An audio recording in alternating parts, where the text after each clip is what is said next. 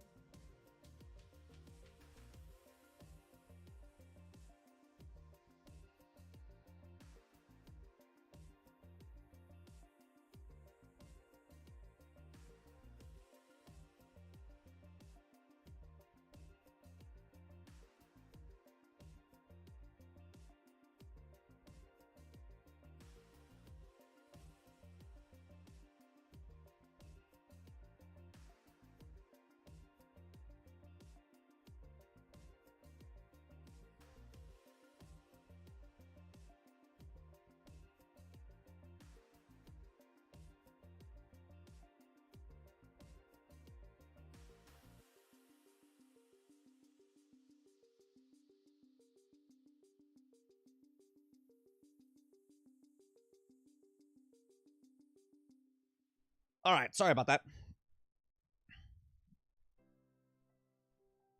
So my question is, can something do a seasonal event and not be a live service? No, if you're adding stuff to the game, it would be a live service.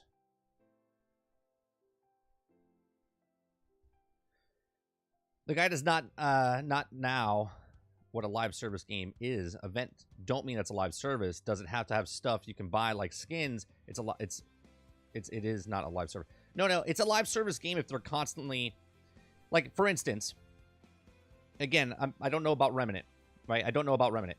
But if Remnant 2 has like a Christmas event and then all of a sudden they have like another event, that would be considered a live service game. If they never put anything into it, don't put any kind of events. It doesn't matter about stores or anything like that. All right? Microtransactions don't mean live service either, right? If they add stuff to the game and then take that out, that's a live service.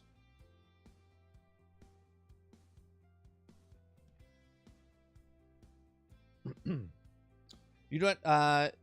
do know, you just said, Gentle, right, in the people, Jews call unclean. Okay. Ambient music. Is this a restaurant? It is a restaurant, yeah. It's an elevator.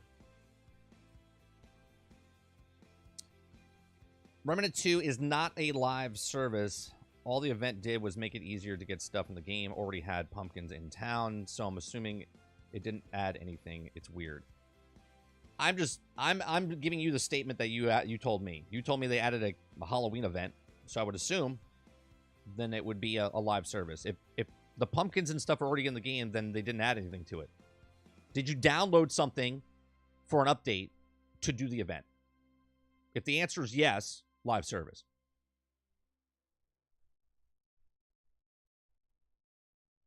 Who else started putting Christmas decorations up? Not yet. Not yet. Yeah, I haven't played the new event, but it just sounds like they added easy stuff to make it seem like it's Halloween thing. I don't know if it would be called a live service thing. Yeah, again, I don't know. I'm just commenting based on what Travis's friend said. Let's go on slow. Here we go. I'm ready to talk about the shit heap, the finals beta I've been playing. All right. We'll talk about that. All games are live service, but not all games are games of service. There you go, Mo. That's good, right? You can have a game that updates, okay? And it doesn't have to be a games of service, right? A live service, but if you download something and it does a patch, and then all of a sudden everything's decorated in the town, and then later down the road when that event leaves, they take the stuff down, that would be considered a live service game.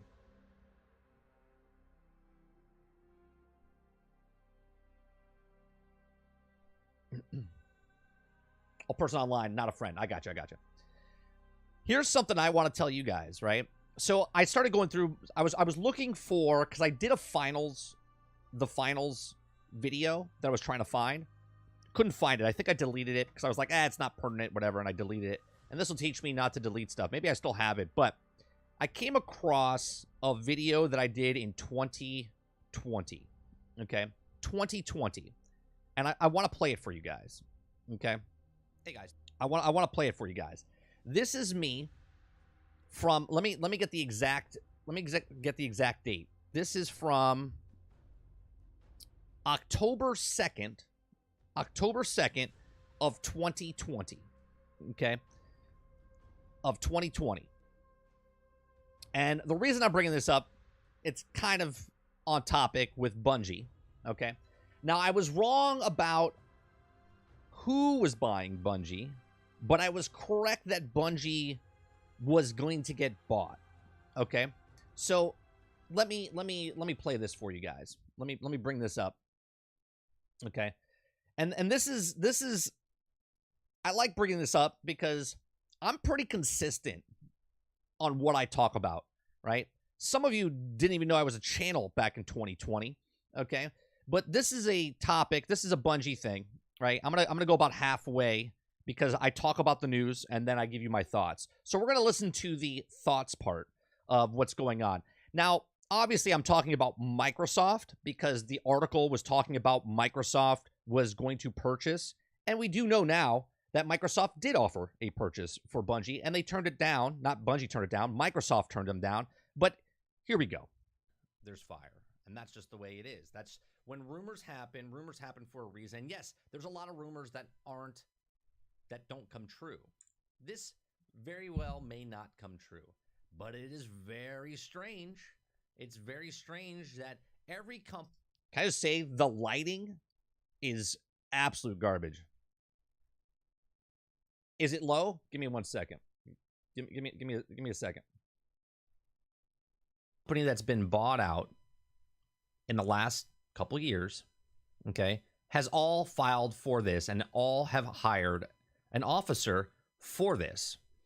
So Bungie says they're not being bought, but yet evidence shows otherwise, that they're getting ready to be purchased.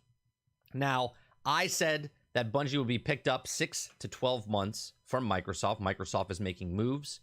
I've said over a year ago that I think Microsoft... Now they did get picked up 12 months after, right? Is working with Bungie in the background because Phil Spencer put a tweet out saying, "I'm looking forward to working with one of my favorite developers on one of my favorite, series." Okay. And that just doesn't happen coincidentally, right? Talks are happening. So is this going to go through? Maybe, maybe not. But I do believe that when they called him up last month and they said, yeah, too high, even though they were in talks with Bethesda, because it takes months, right? They just didn't pick up the phone right after. Now, this is my theory, and this theory actually came true because we do know that Bungie was valued too high. And say, hey, Bethesda, you're for sale, and they did it. No, it takes months to negotiate this type of stuff. My theory is they asked what Bungie wanted. Bungie had a high price. Microsoft said, yeah, no, thank you. So they went over to Bethesda and said, or ZeniMax, and said, what is your price? And they said $7.5 billion. Maybe Bungie said 4. I'm just throwing numbers out there. Maybe they said 4. Maybe they said 3 billion. And Microsoft's like, yeah, no way, right? How do we bring that number down?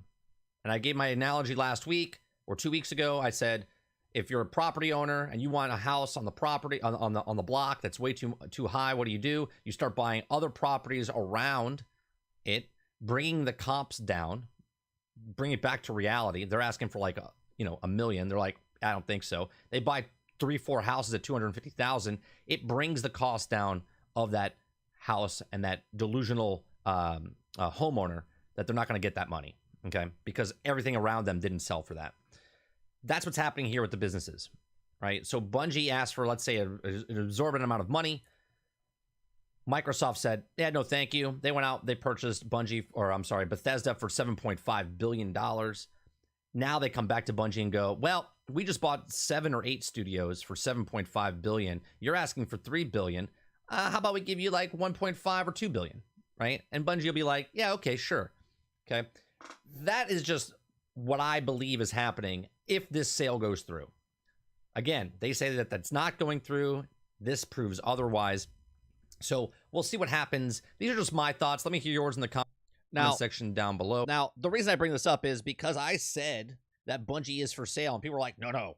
This is back in 2020 now, right? In 2019, I believe it was like August, okay? They broke away from Activision, okay? This is why one of the reasons I talk about that Bungie doesn't know how to handle money. They have management issues. I've talked about this for years, okay? This is before they were bought by Sony, right? It has nothing to do with Sony. This has to do everything with Bungie problems, okay? Bungie always had management issues, and they've always had money issues. They always wanted to be away from everybody, but they can never get away because they can't manage their money. So they have to have a sugar daddy. They have to have a Microsoft. They have to have an Activision. They have to have a Sony because they can't do this on their own, okay? So I was wrong about Microsoft, but based on what the conversation was, right? Because the actual topic of me doing this was signs point to Microsoft acquiring Destiny and Dev Bungie, right? Now, obviously, that was my thoughts on that topic, okay? There was another video I said that, they're up for sale and someone's going to buy them. And, so we know that is true now. And I was almost spot on about the money that they said. I said about $3 billion, and they did. They got sold for what, 3.6 billion, which I still think is overpriced for Bungie, considering if you look at what Bethesda and the IPs that they have and the games that they've created, and then you look at what Bungie has and what they created, it's not even close. Sure, Bungie's made Halo a fantastic series way back when, but after Halo, what did they make? They made nothing. They made nothing, right? Not saying that their games they make are bad in any way, shape, or form. It's just that if you're asking for that much money, you don't have a portfolio of stuff to do, right? So that was one of the videos. I also have another video that I came across. Where's this one? This one is... I talked about one other thing. Oh, I came across this, and this was funny. This is talking about Xbox Live Gold, and this is back from 2021, January of 2021. So we're almost 3 years later. Okay, we're almost 3 years later, and this is me talking about Xbox Live Gold, and then we'll get to the actual topics. I just happened to come across these, right? And I happen to be wearing the same shirt. Look at me. It's amazing. 3 years later, same shirt. Okay. Okay. So listen to what I say about, because this is also pertinent, because of Xbox Gold literally went up in price. Either of or them, I'm sorry, Game Pass went up in price. I have both systems. I choose to play more on Xbox itself, but this is just to build up goodwill. And instantaneously, all the goodwill they built up with Game Pass and the Ultimate Game Pass and the value of it, they said, we're going to raise the price of Xbox. Everyone's like, what? And it drops down. But then they're like, no, it's free. Everything's free now for the free-to-play games. You don't need Xbox Gold to play those games anymore, right? And then that is the goodwill building up, and they're keeping the price at what it is super genius, right? They look like the bad guy, and now they're like, oh, see, Microsoft's is the company of the people. And just remember, companies are companies, businesses are businesses. They don't care two shits about you. All they want is to make all the money. They couldn't make $60 billion or $2 billion. They wanted to make $10 billion, and they wanted to make $12 billion. And this, for what the service is, right? They put themselves in this boat. I guarantee you we're going to see a price hike within the next 24 months. It's amazing. It's amazing. Back in 2021, I said within the next 24 months, they will raise the price. Now, everyone could be like, oh, yeah, everyone knows that, right? No. Not everyone has proof. That the ultimate price will go up. Xbox Game Pass will go up in price because of the value that they are doing with the game. And that is more on the record, like as far as down to earth here, right? Because Game Pass, the value that it gives with Game Pass, I can see them raising the price of Game Pass. I can see them raising the price of Ultimate Game Pass because of what it is on the devices that you can play it on. PC, console, mobile, anywhere you want, anytime you want. Project xCloud is part of it. I can see them raising the price there because the value is literally under the value. This is how they're trying to get people in, okay? Raising Xbox Gold is ridiculous. Raising the prices of Game Pass and Ultimate Game Pass, you better believe that's coming, and I believe it's going to come in the next 24 months. Let me know what you guys think in the comments. So, the reason I bring these up is because I came across them, right? The Bungie thing I came across, and I was just like, oh, this is definitely... So, we're going to talk about Bungie and whatnot. But a lot of the stuff I talk about, guys, is, again, I have no inside information in any way, shape, or form. I read a lot of articles, and I read between the lines. I want to make this 100% clear, right? I read between the lines and understand what the companies are doing or what they're going to do, and because, like, the facts are in front of you. The facts are in front of you, and people just read the headlines or they read just the stuff that they want to read, but they don't actually read between the lines of what it actually means, right? Everyone said that Bungie wasn't for sale. And I said, everyone's for sale, or everyone's not for sale until they are, okay? And Bungie got for sale, and they got... Now, with the article I read before, 3 years ago, okay? Actually, yeah, just past 3 years, okay? Because it was like October 2nd when we did it. We knew, or at least I knew, I was like, oh, they're getting it bought because they have money issues. And here we are 3 years later, and Sony picked it up, right? So now I want to talk about the Bungie thing, and then we'll go into the article, right? So a lot of people right now, Destiny fans, they love Destiny, right?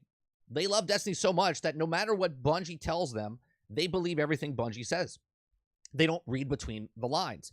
So remember, I brought up that the reason the Whisper mission was in the game is because you spent your money.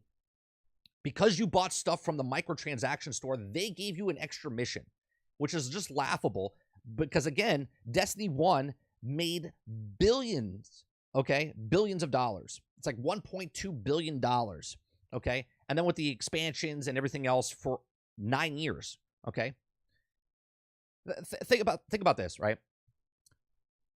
Call of Duty comes out every single year and makes Call of Duty the next Call of Duty, right? Like what they made from Call of Duty like 10 years ago, they're basically can fund Call of Duty for the remainder of the 10 years, okay? Because that's how much they sell, okay? Destiny is just one company, right? They're not part of a conglomerate company. They're just make Destiny. They sold anywhere between 13 and 15 million copies of Destiny when it first came out. And for some strange reason, Destiny 2 almost bombed. Now, I watched, Inner Void came in yesterday and gave me a link to go watch this video here. Let me bring this up. Okay. The GDC thing. Let me bring this up. Where is it? Okay.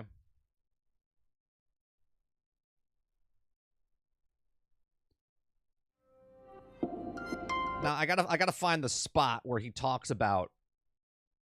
This is the spot. Okay. Hold on. This is the spot that. This is Bungie talking at the Game Developer Conference. Okay. And again, I said this. I said Destiny is failing, and everyone's like, no, Destiny's not failing. Right? They're not failing. Bungie can't fail. I said the only thing that'll kill Bungie or Destiny is Destiny itself. Okay? And Destiny was killing itself, and we know these things now, years and years later, because proof comes out. The truth always comes out. Okay? So let's listen to this. To show this visually, so this was our weekly active users for Destiny 2 in the first few months. And for comparison, this is what Destiny 1 looked like.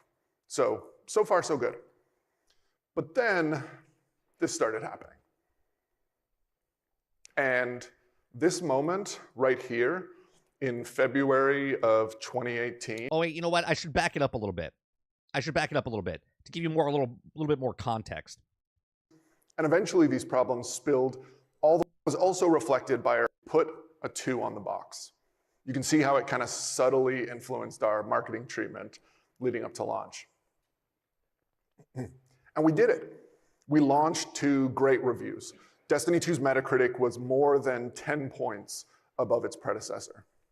I just want to make it clear.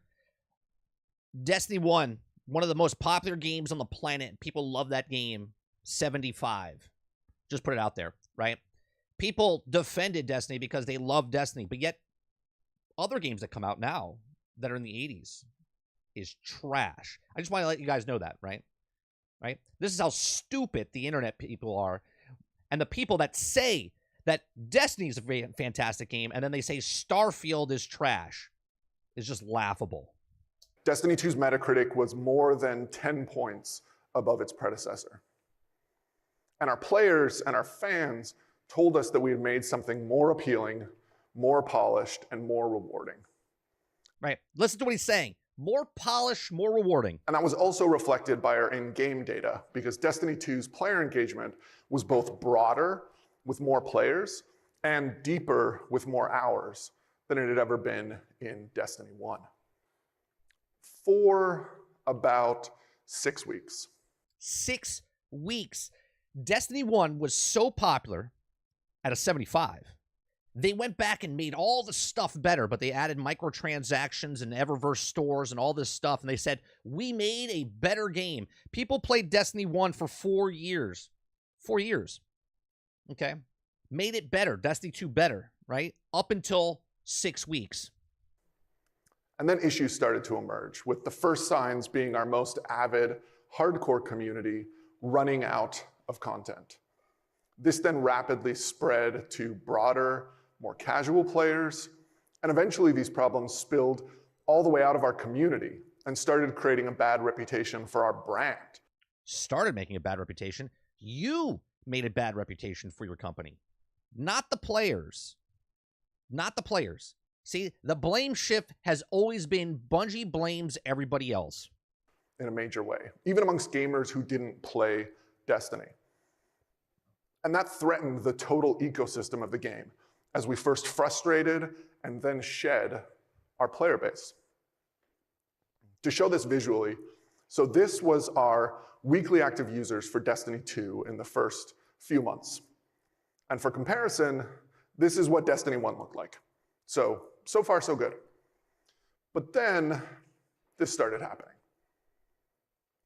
That's because they made a better game, right? That's because they made a better game. The downward spiral 6 weeks after it came out. And this moment right here in February of 2018 was fucking terrifying. So this and I want to make this perfectly clear. This, what he's talking about right now, or then, back in April, is happening right now again. Now, this happened in 2017 to Bungie and Destiny 2. And what's happening right now in Destiny 2 is happening again. This graph shows the trend of our weekly active users. And at the rate that we were shedding players, we did the math. I remember being in the meeting. We did the math. And if this continued for just 5 more weeks, we would run out of players. 5 more weeks. They were 5 weeks away from closing down Destiny 2 because they made a better game. The entire population would be gone. And we were seriously looking at potentially being 1 month away from having to just close up shop on Destiny 2 altogether. So tell me this. Tell me this. How do you have a game? How do you have a game that sold 15 million, roughly 13 to 15 million copies on Destiny 1? Okay. Sell all the expansions that you had, all the DLC that you had, leading up to Destiny 2, selling Destiny 2, which is a better seller, in their own words, was a better seller than Destiny 1, and then yet 5 weeks after launch, Destiny 2 almost closing shop. What did you do with your money? What did you do with your money? So that was in February of 2018.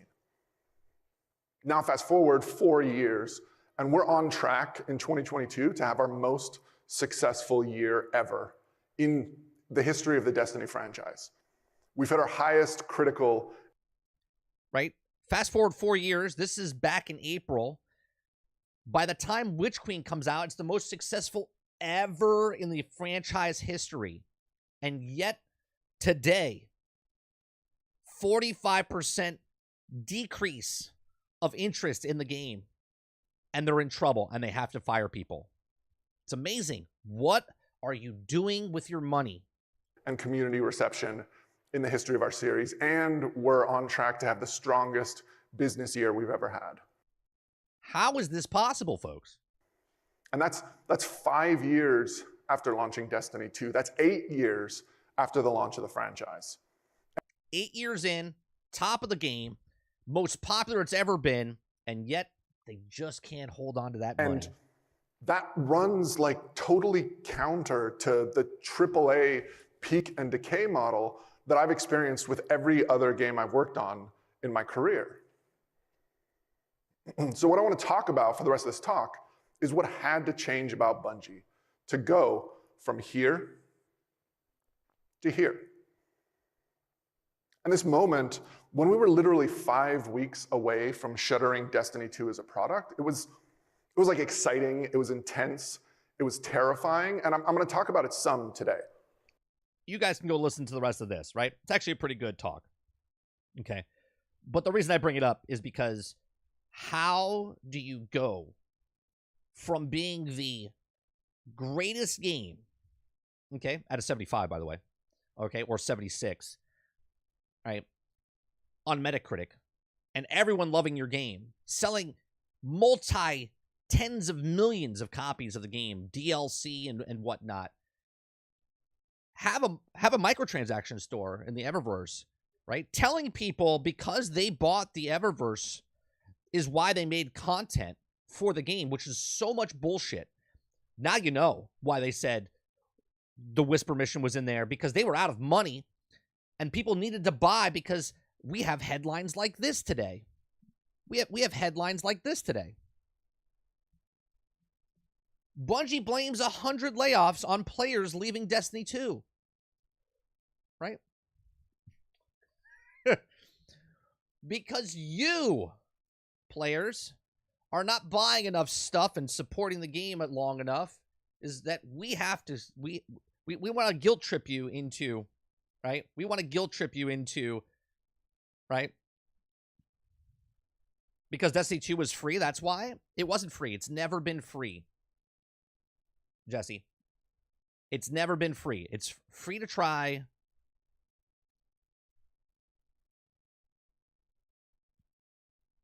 The actual expansions and stuff that you had to buy them. So now let's start with this one.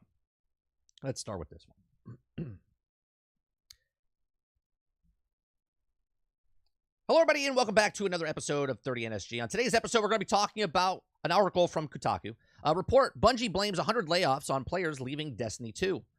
Okay, before I get to this article, if you like what we do here, we do live streams Monday through Thursday from 10 o'clock in the morning till noon Eastern. You can come and join us for the live chat. We talk more about the topics at hand. Please make sure you hit that like button down below. We're trying to get to 2,000 subscribers, so hit that subscribe button if you like what we do here, and let's get to the article. All right, so reports from Kotaku say Bungie blames 100 layoffs on players leaving Destiny 2. Now, Kotaku is reporting it off of Bloomberg, but Bloomberg is the actual source. Now, the studio cut 8% of the staff after taking a 45% hit to its revenue. Now, Bungie employees knew that Destiny 2 studio was struggling, but might not have to expect the recent mass layoff, roughly 100 staff. That according to a new report from Bloomberg, which details meeting earlier this month in which the studio leadership blamed poor player retention following 2003's disappointing Lightfall expansion for revenue going off the cliff. Now, the money Bungie was bringing in reportedly running 45% below projections for the year, despite the initial spike in concurrent players on Steam Destiny 2, has struggled in the weeks and months. Following the release of this cyberpunk-infused Lightfall expansion, Bloomberg reported that the final shape, which Bungie has been hyping up, the climactic conclusion for Destiny 2's current storyline, was getting good, but not a great feedback internally. As a result, the decision was made to delay from February 2024 to June in order to try to win back players. Now, Extraction Shooter Marathon was delayed as well to 2025. Now, in the meantime, Bungie ultimately decided to lay off roughly 100 employees, or about 8% of its 1,200 headcount.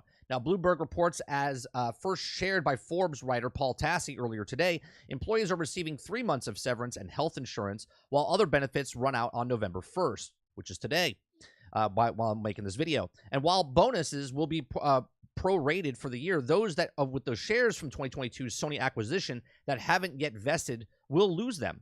Sony, for this part, also appears to be cutting costs across its studio.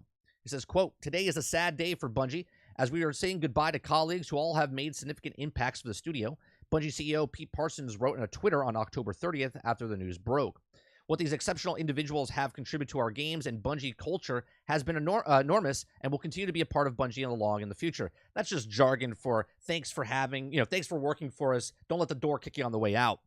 The tweet has also since been ratioed with also commentators calling the remarks tone deaf, and I believe that, right? And asking executives whether or not they had taken a pay cut before deciding who to lay off. Bungie has so far declined to comment on the situation. So here's the thing, right? Obviously, before it was only 25 people. Only 25 people. Right? It was only 50 people. And now it's 100 people as of today. Okay? We don't know if there's more people being laid off. But here's the thing. Everyone wants to automatically blame Sony, right? Because Sony bought them and they're like, well, they have to make money and they're not getting their marks. So Sony's told them, you have to let people go. And Bungie's like, oh, we didn't really want to, right? They blame shift. Okay. Bungie has had problems for years. Okay. But they always have someone to be a scapegoat. If it was Microsoft back in the day, if it was Activision when they left there, and now while it's with Sony, right? The years in between, nothing happened. No problems, right? No problems from when they went solo for the 2.5 years they were solo and when they got picked up by Sony. And now Sony has them and they're like, well, see, this is a Sony. If it wasn't for Sony, Bungie would be fine. Why did Bungie get bought? Why do they need to get bought? If Bungie was so good on their own, why did they need to be paid for? It's because they can't hold on to money. They constantly need money because they have terrible management. Terrible management. Okay? This is known from people that have worked in the industry. This is known from people that worked in the company. When I went to TwitchCon back in 2016 and other conventions, I talked to people that worked inside the studio of Bungie, and they all said the exact same thing, right? Great game, management's terrible, okay? And yet here we are, the Destiny fans that are just so infatuated with Bungie because they love the game that they've created, they see no wrong. Bungie can never do anything wrong. It's always somebody else, right? It's always somebody else. This is a problem within. This is going to be a problem. I hope that Bungie doesn't do what they did to Microsoft and Activision, right? They make it look like Microsoft and Activision were the bad guys. But really, Bungie is the bad guys, okay? Bungie as a company has problems, upper management and with money issues. But we'll find out more and more as the years go by and the truth comes out, because that one person, once they leave that company and says something or a time passes with their NDAs and they can't say anything, they will say something at some time and people will be justified by what they said, right? These are just my thoughts. Let me know yours in the comment section down below. What do you think? Do you think Sony's to blame for these layoffs, right? Or do you think it's Bungie and then just blaming, right? Now, obviously, Sony is them, right? They are now Bungie. Bungie is now Sony. They are together, so Sony does take a little bit of blame, but Bungie is the ones with the problems, and Sony inherit that when they paid $3.6 billion. Again, these are my thoughts. Let me know yours in the comment section down below. Please make sure you share, like, and subscribe, and I'll see you guys on the next one.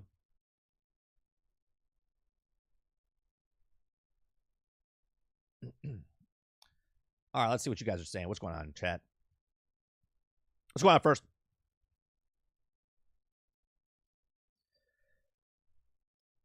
Right, it's the gamer's fault, Stealth. It's the gamer's fault. I never got what people see in Bungie. They've always been a shit company. I don't want to say they've been a shit company, Travis. They make good games, right? They made one of the best franchises with Halo, and Halo went downhill after they left, right? Destiny 1 was a fantastic game, and Destiny 2 went downhill, okay? In my opinion. Obviously, people love Destiny 2. I want to bump down to a regular employee. A lot of these and time and money would fall off. If you guys believe that this headline, where there's no hope for us as gamers consumers, what's going on, dude? Dude.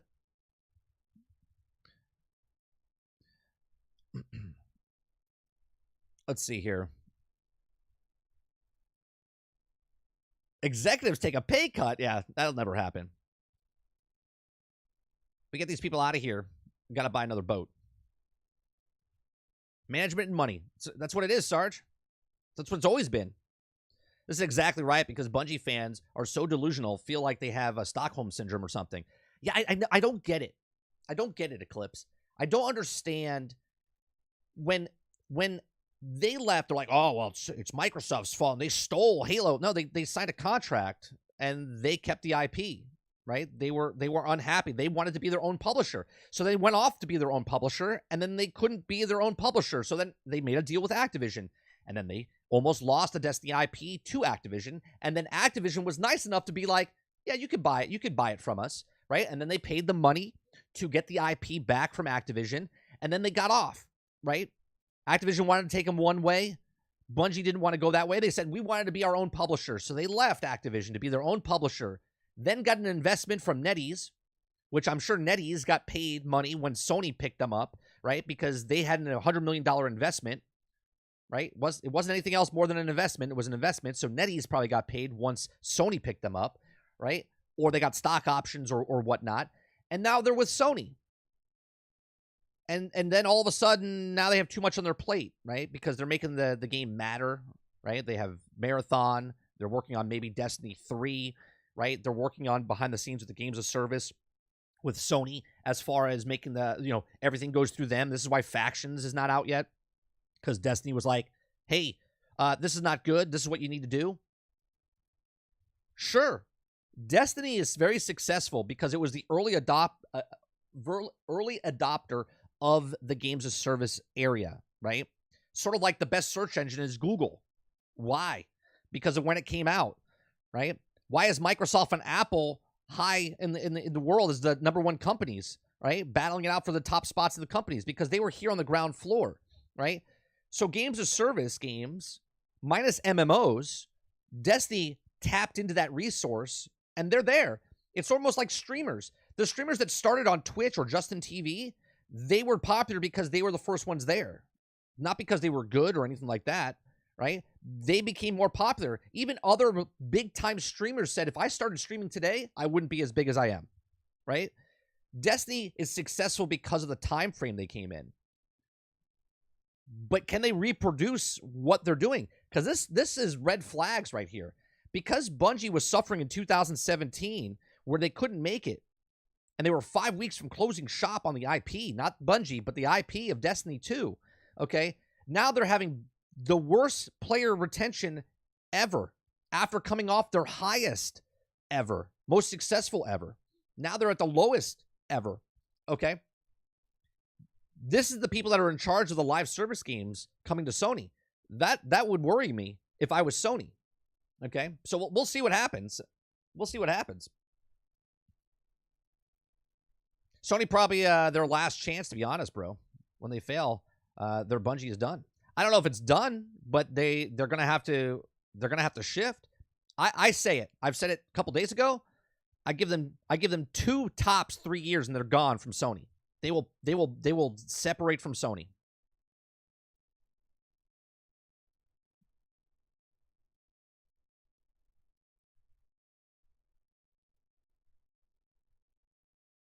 Here's what I think, right? Here's what I think has happened with Bungie. Bungie's like, Microsoft turned them down because they evaluated themselves too high. I said this 3 years ago, okay? I just showed proof that I said it 3 years ago. They evaluated themselves too high. That's why they went for Bethesda instead, okay? And Bungie's like, well, what do we do? What do we do? We can't keep this going. We're going to run out of money. Well, we can go to Epic. And they're like, no, we don't want to go to Epic. Well, we can go with Sony. And they're like, well, Sony needs live service games. Maybe we pitch them on live service games, right? Because it is a little odd. It is a little odd after purchasing Bungie. Then Jim Ryan comes out and says that we're making 10 live service games. Okay? And then everything's going through Bungie to look at the live service games, right? They're like, oh yeah, we could be like a mediator to try to get stuff. They'll pay us money for that. We'll get the 3.2 million. We'll also help them with this. We'll float. We'll get by. We could do this, right? That's how I feel it is, right?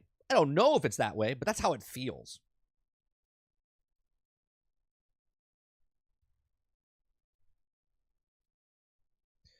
My grandmother loves the saying this, but being first doesn't make you smart. It just means you didn't hit traffic.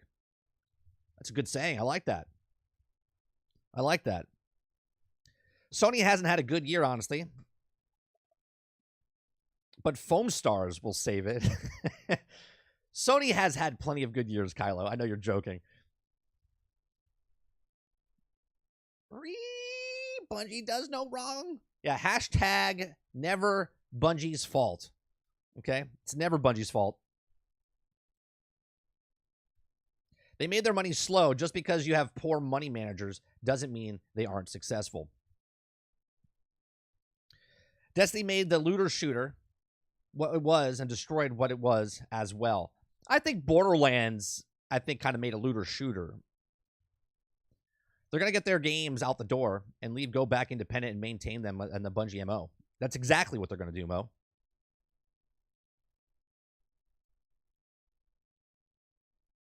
As I say, Destiny's my stripper ex-girlfriend, right?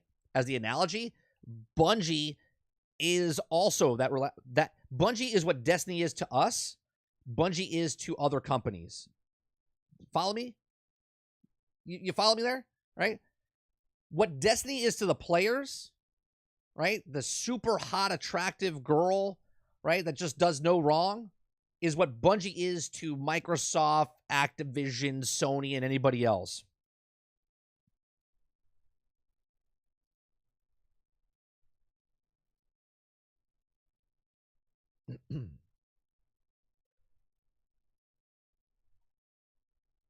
Record revenue numbers for PlayStation.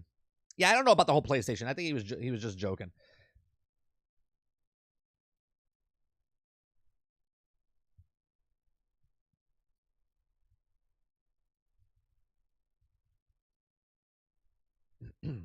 For any other would have been a good, but for Sony, yeah, pittiness.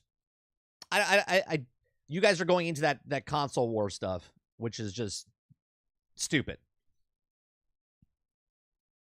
I love how we're doing a talk about Bungie, and you guys are making it about Sony and Microsoft now.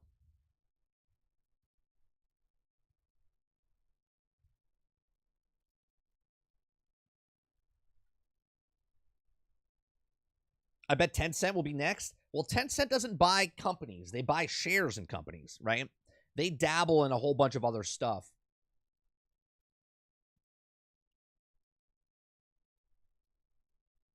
I mean, they own majority of companies, but they don't go out and buy straight up like big companies and publishers, but they invest in those publishers, right?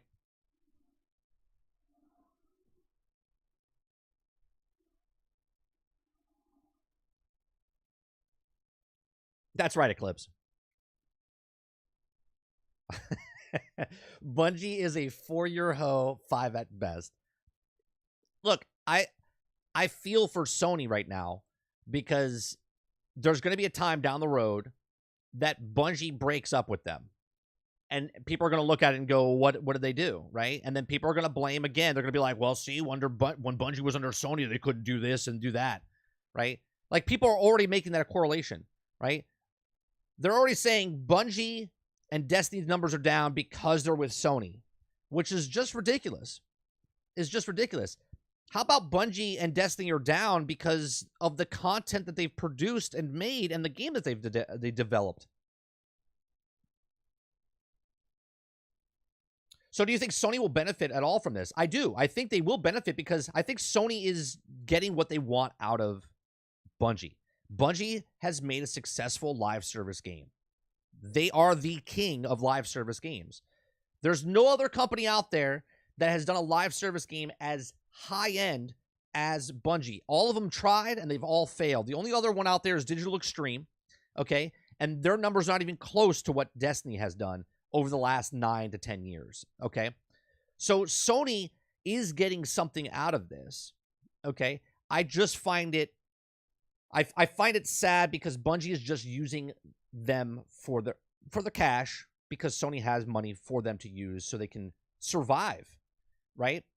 Again, this is their words from years ago. Destiny 2 almost went under 5 or 6 weeks after launch, or it would have been 11 weeks after launch, okay? And right now, they're at their lowest retention right now ever, okay? Poor Destiny coming out with shitty content, blaming players for not wanting to play it. That's what I'm saying, Kylo. If Bungie really did go in there and kill factions only to have their own golden goose Destiny die shortly after, then people have to wonder whether or not factions deserve to be get axed. Well, I said this a little bit yesterday, Chris.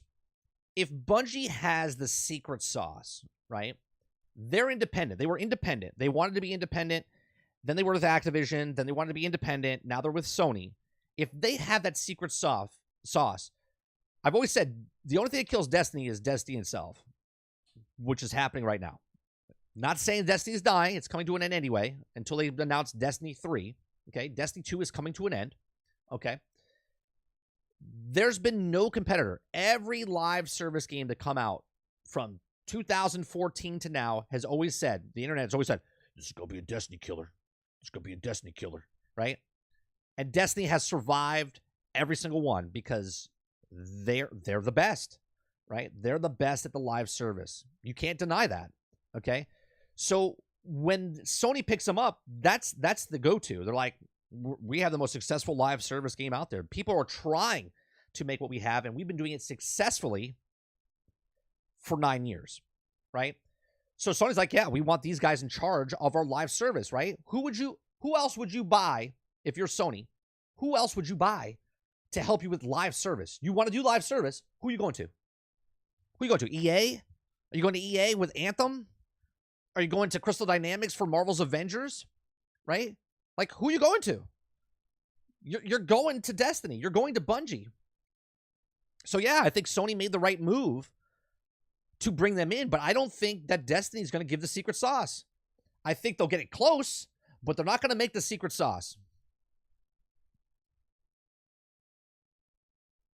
I think they make live service games, and those live service games work for a couple years, 2 years. But they're not lasting. They're not going to be forever live service games like what Destiny is doing.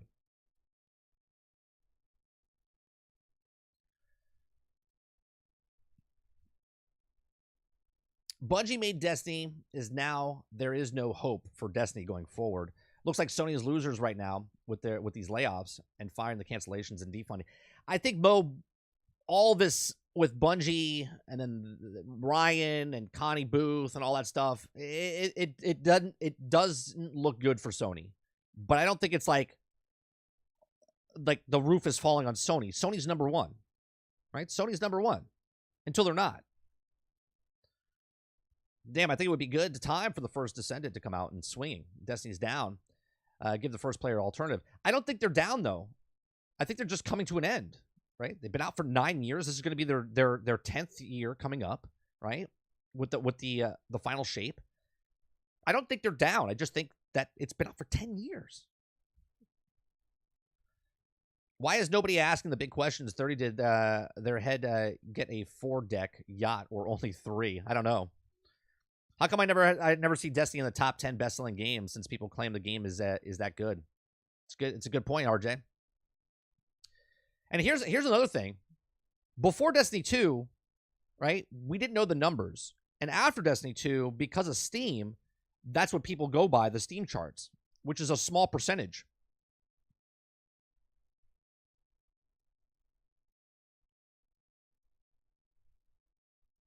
Yeah, it's free, but it's just get your foot in the door.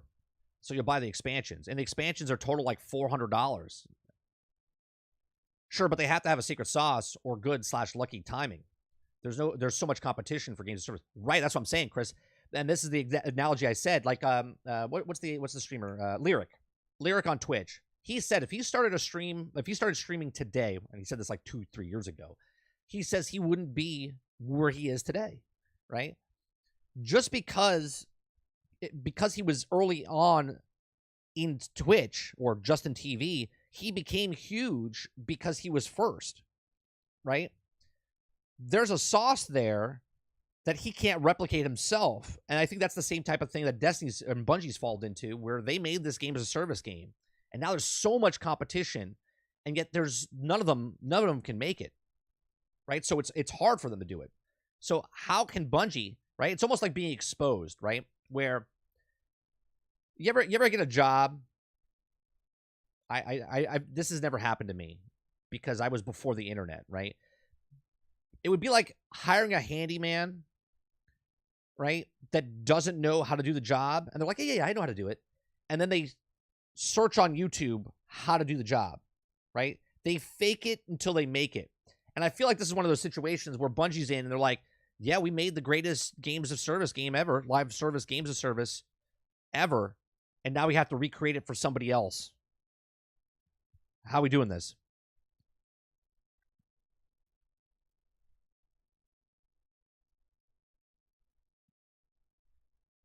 That wasn't there when Destiny released. Oh, absolutely.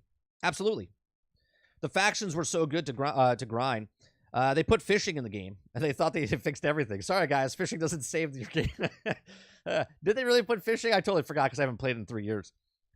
Who's Connie Booth? Never even heard of her. She's one of the top people at Sony. Bungie only has a secret sauce with the money. As he says, can game developers and creatives actually be fulfilled not having something new to work on and doing Destiny for 10 years?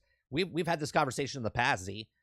I don't know about you. Like, I love working in the film industry because if I worked at an everyday job, if I worked at like a fast food restaurant, or if I worked at I don't know, a car mechanic, sure, you're working on different cars every day, but you're still doing the same thing. You're still changing the oil every day, right? Where in my field as an artist, right, this falls into like singing, art, game development, filmmaking, TV shows, whatever, where every day I come in, I could be working on a music video, I could be working on a movie set, I could be working on a TV show, we're at different locations, we're at different places, we're filming different people. Sure, I'm still filming, okay, but it's different every time. It's never the same job twice. There's always something that changes, right? So I would hate if I had to work the same job. This is almost like if I worked the basketball game. If I worked at the basketball stadium, financially I love it because it's consistent. But creatively, as an artist, I'm working the basketball game. I'm doing the exact same job. I'm holding the camera and I'm panning back and forth. I'm getting the slam dunks. I'm doing the exact same job for 10 years, right? As an artist, that's hell. As a person that wants to make money in job and supporting your family, that's golden, right? So as a developer, I would say they're not fulfilled because they don't want to work on the same game for 10 years. They want to make a game, sell a game, and they want to go work on something else that's different. But I can't really speak for them. I'm just speaking about myself.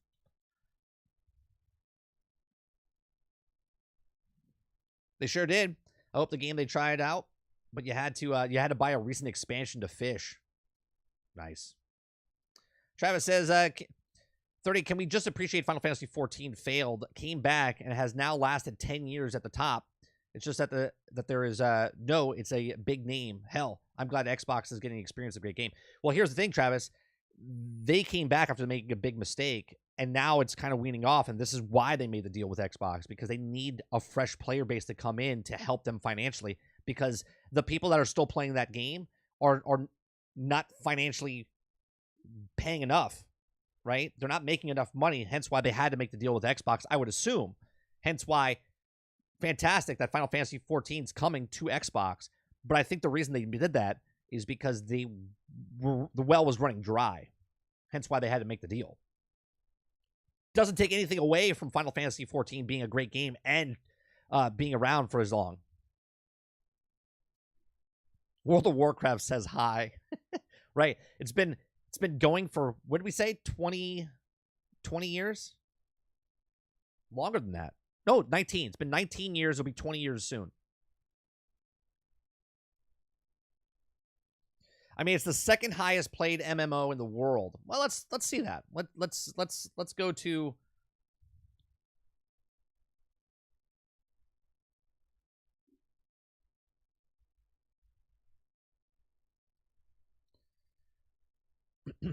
let's see, because I don't know if that's true.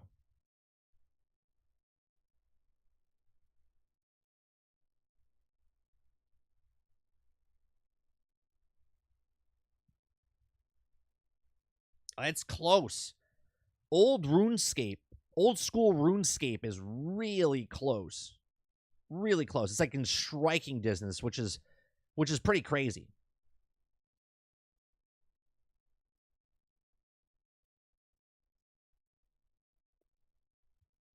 So right now, I don't know why they have Baldur's Gate up here. I wouldn't really consider Baldur's Gate 3 an MMO, but whatever. On this particular site, based on MMO population, World of Warcraft's number one with active players today at 1.98. Okay. Final Fantasy 14, 1.79. And then old school RuneScape, which I had no idea was still a thing, 1.62 million. Right? And then you have an additional World of Warcraft, which is you have Classic. Classic is 1.98 million, and then World of Warcraft is 1.24 million. But their total population is 130 million, which is, if you can't, no one's even close. Right? Total player count for World of Warcraft is 130 million, compared to the next in line is 48 million, which is Diablo 4. And then Final Fantasy 14 at 47.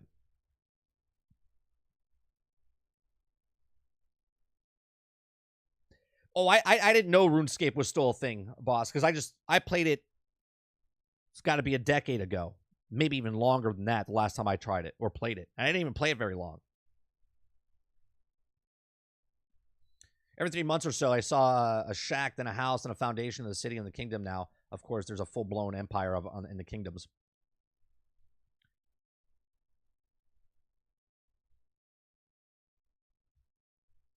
Well, I think Ginger was excited for just the players, not really coming to Xbox. He was excited because it was coming to Xbox for other players to play it.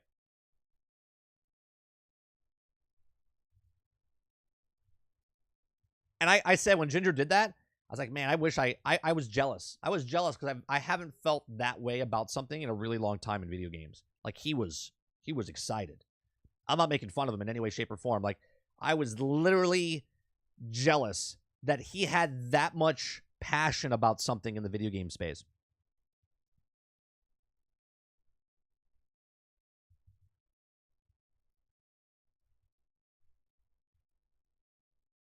That's funny that Classic has more people than retail. Well, active, right?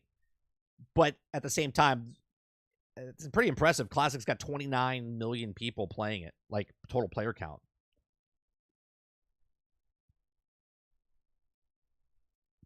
I mean, someone's playing World of Warcraft. That's 3 million people playing World of Warcraft. It's a World of Warcraft Classic, or if it's World of Warcraft, which is then, we're talking almost 3 times more than the second place person, which would be Final Fantasy 14.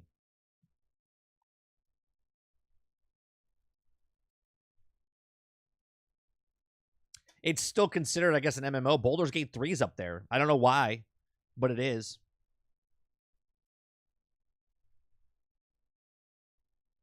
I don't know how Baldur's Gate is up there. Let me see if there's another chart. Oh yeah, look. Here's a good chart, right? Here's the chart all you need to see. Right? Now, obviously, we'll take out these 3 games here, right? Here's WoW. This is Baldur's Gate. This is Diablo 4. This is Destiny 2. Okay? And then Final Fantasy 14. Which is just insane, right? And to think that Destiny 2, what is that, 3, 6, is that 40? That's 43 million players have Destiny 2. 43 million players in Destiny 2, and they're struggling.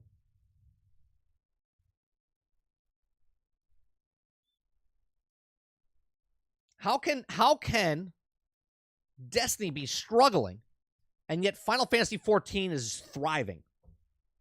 Amazing. It's insane.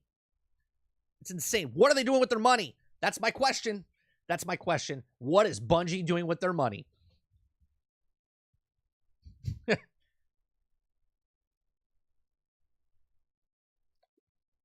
Warframe,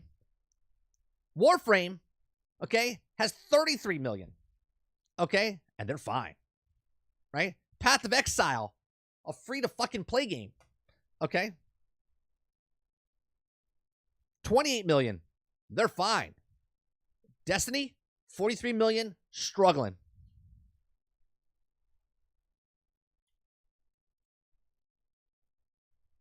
WoW, you have to pay $15. Let that sink in, boss. You have to pay $15 a month to play World of Warcraft.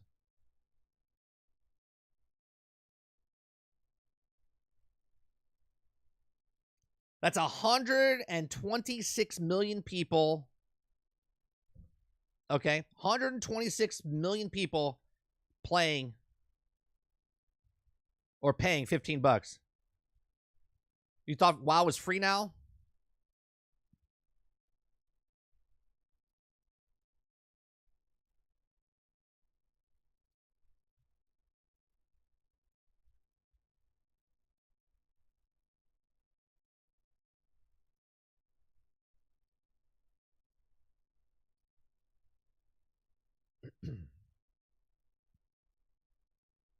$12-month offer, $12.99 a month.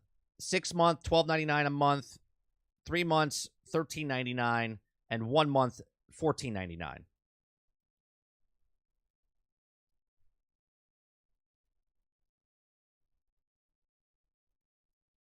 Are you guys going to some other site that I don't know of?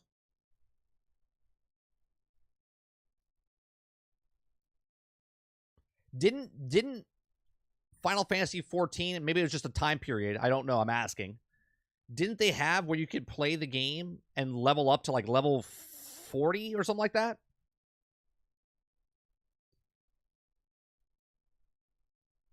The minutes, I said the exact same thing. I said this before they even went through. I said Activision Blizzard gets picked up by Microsoft. I said over a year ago, I said that they take World of Warcraft, make it on the console or put it on PC Game Pass, and they just move that $15 over to Game Pass. Done. There's the 100 million people that play World of Warcraft. Get to the 100 million on the Game Pass. Done.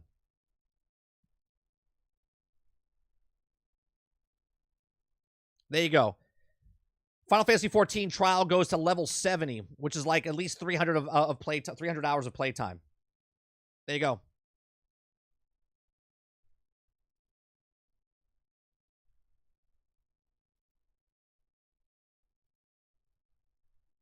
Right? Let that sink in. That now Microsoft gets that 126 million times $15 a month. Or we'll go $13 a month, right?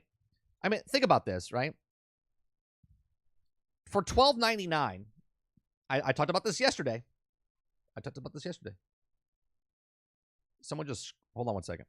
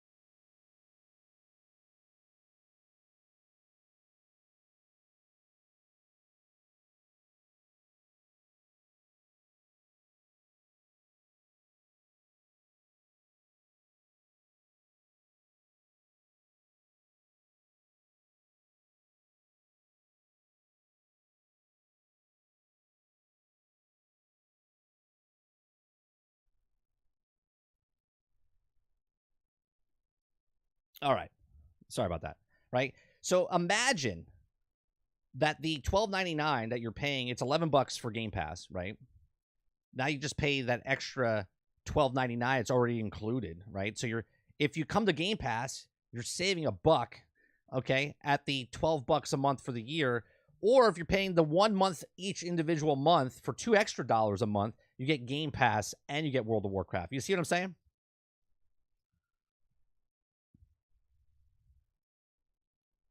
Yeah, it makes sense because early stuff in the story, the content is from eons ago. I imagine it's probably hard to find people to play that stuff. I think the same exact thing. I think that World of Warcraft and Final Fantasy 14 are going to come to Game Pass. They're going to include that into the subscription.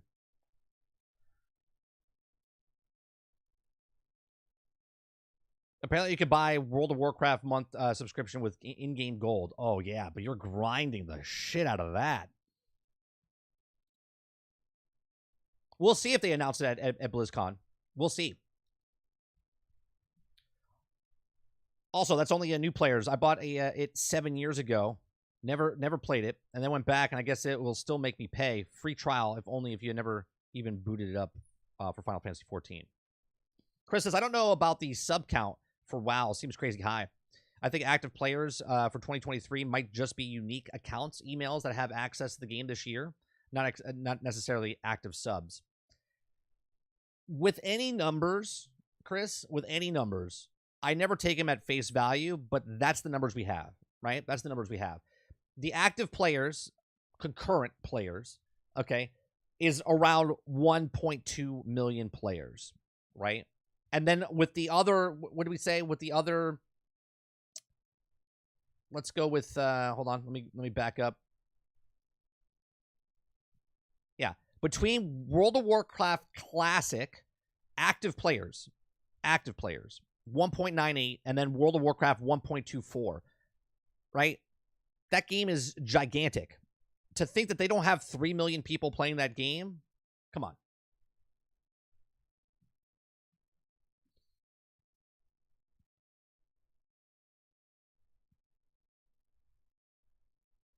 Just because you don't see what's it called? On Twitch, like big numbers, doesn't mean it's not happening. Like Twitch's numbers are like 0.5% of like the total gaming industry. The new Xbox controller keyboard looks good. If Final Fantasy 14 only money can get you the sub. Yeah, but that's what I'm saying. They include that into Game Pass.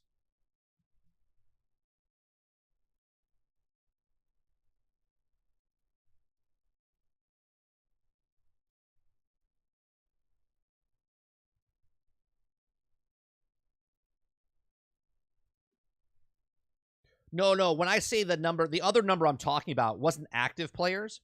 The other number that I was talking about, this number right here, this giant chart of 126 million people, that's players. That's the population of the game, meaning I don't know if I haven't had an account in 11 years. So I don't know if my account's part of that. I don't think it would be. But that's 126 million people that have an account. I don't know if they actively pay for the account, but it's got to be something. Regardless of whatever that number is, nothing comes close, right? Nothing comes close. This is the next MMO, actual MMO, Final Fantasy 14, and that's at 42. It's 3 times less than World of Warcraft, right? Because if you can't believe this number at 126 million, then you can't believe this number at 42 million. You see what I'm saying?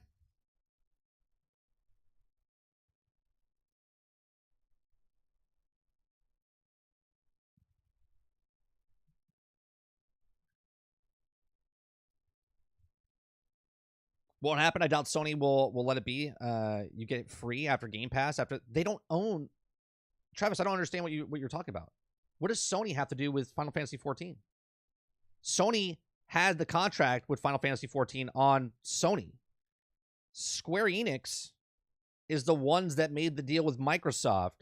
So if Sony doesn't like it, tough shit. That's the way it would work. That's the way it would work. Square Enix had an exclusive with Sony. They're like, we're not making enough money. Microsoft pays for stuff, and we don't know if it's going to be on Game Pass. I'm just saying it would be on Game Pass. They would just include it because Microsoft's end goal is to get everyone on Game Pass. Tough shit until Sony buys them. Why would Sony buy Square Enix when Square Enix just made a deal with Microsoft to come out with Final Fantasy 14 on Xbox this year, like 2024?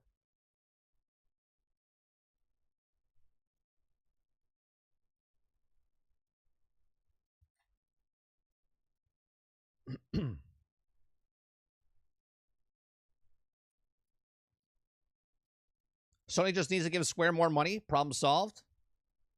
That's not going to happen. They already contract signed.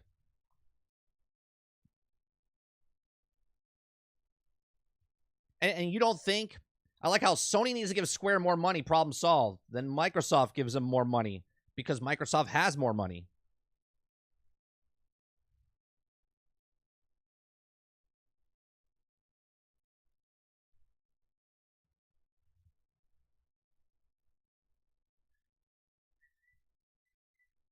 Like, I don't understand what you guys are talking about.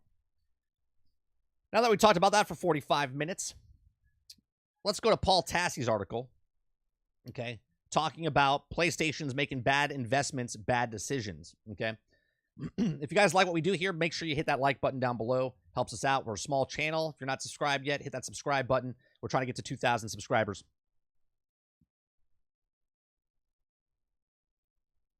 Exactly. Exactly. It would be a bidding war. It'd be like, wait a minute. They're making a purchase. I want to make a purchase as well. Who's got the more money?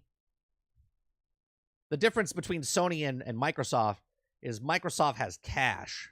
They'll be like, what'd they give you? Oh, there you go. All right. And here's the thing.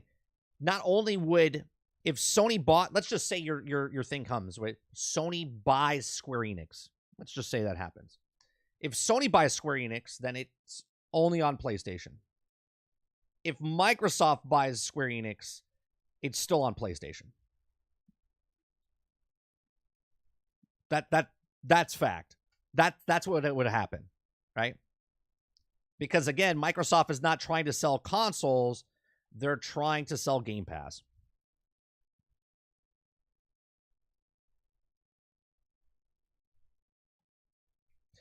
Except Sony has said all along, even though if they bought Square, that they would put it on Xbox. They said they wanted everything because the money is on the table. Sony I'm sorry, how long?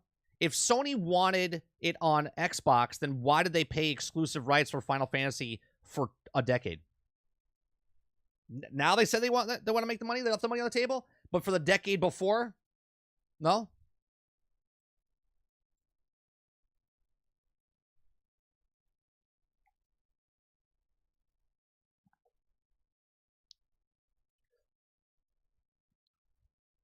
Only for the MMO. Hello? Final Fantasy, we're talking, listen to the words coming out of my mouth. Final Fantasy 14 has been exclusive on Sony for a decade. 14 years. I'm not talking about Final Fantasy 7 and 11 and 16. I'm talking about Final Fantasy 14. If they wanted it on Xbox, then why isn't it?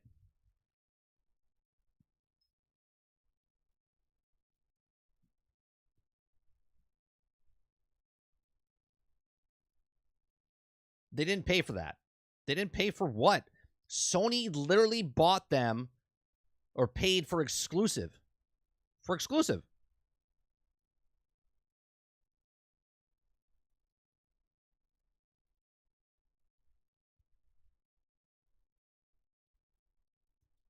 Wasn't on Xbox because they demanded private servers and Square said no.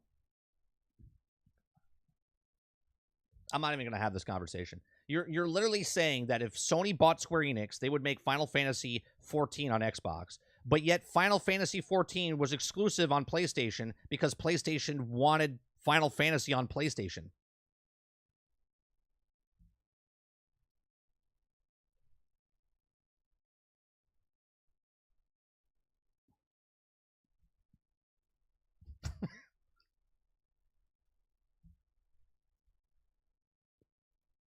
Like, does that make sense? Oh yeah, yeah. If we owned you, we would put it on Xbox, but we don't own you, so we paid for exclusive to put it just on Sony.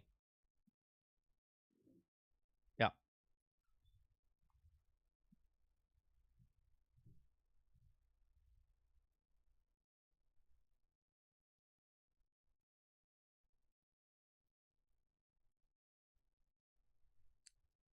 They couldn't. They couldn't work with. That is at the beginning of when Final Fantasy 14 came out, Travis. What happened to the 14 years after? Are you telling me for 14 years they didn't want to make the commitment to Xbox? Or was it because PlayStation bought exclusivity?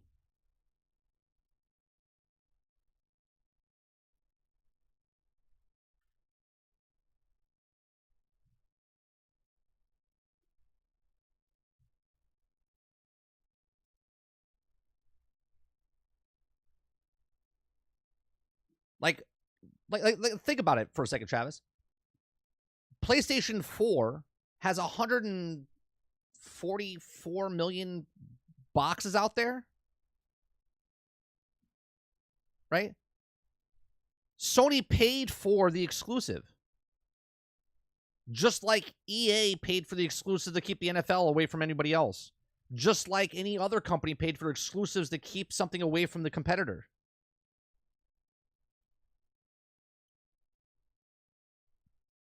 I'm telling you to do research. Xbox reason Xbox didn't have it for a long time is well documented. I understand what you're saying. The game's been out for 14 years. Is that correct? 14 years?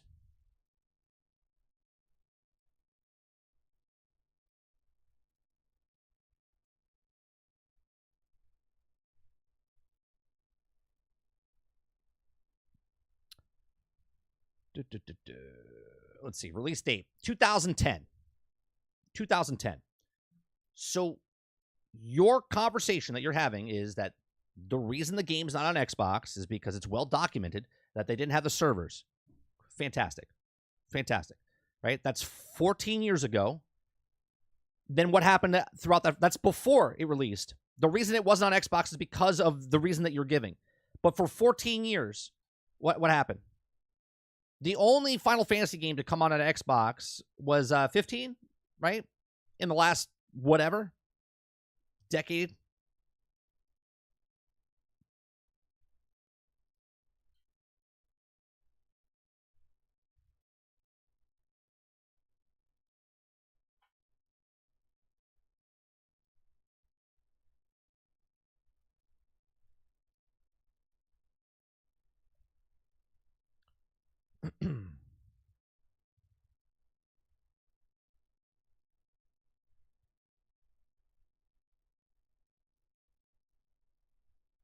Let's see here.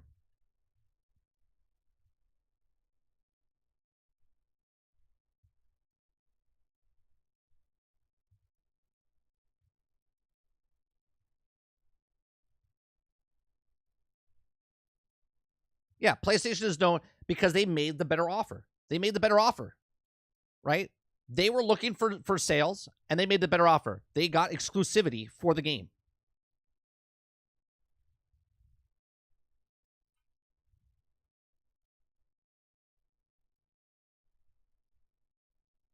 PlayStation bought the exclusivity of a great side quest for Hogwarts Legacy. Right. And I'm not saying that Sony's the only one that does this. We're talking specifically that Final Fantasy XIV, because it had 144 million boxes out there, okay, that was the smarter choice because the Xbox One, what did it have? 54 million? Right? 54 million? Let's look at the consoles.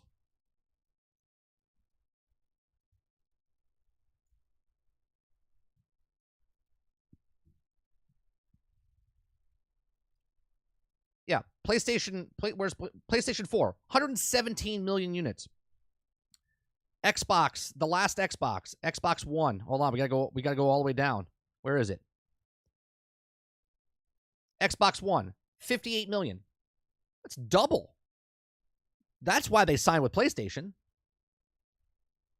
But then PlayStation had the exclusive for 14 years.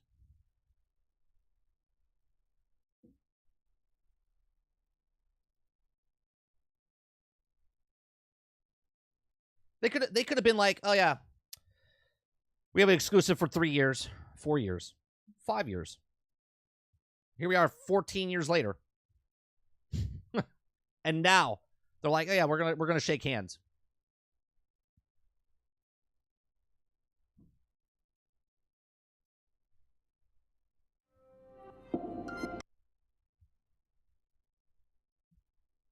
All right.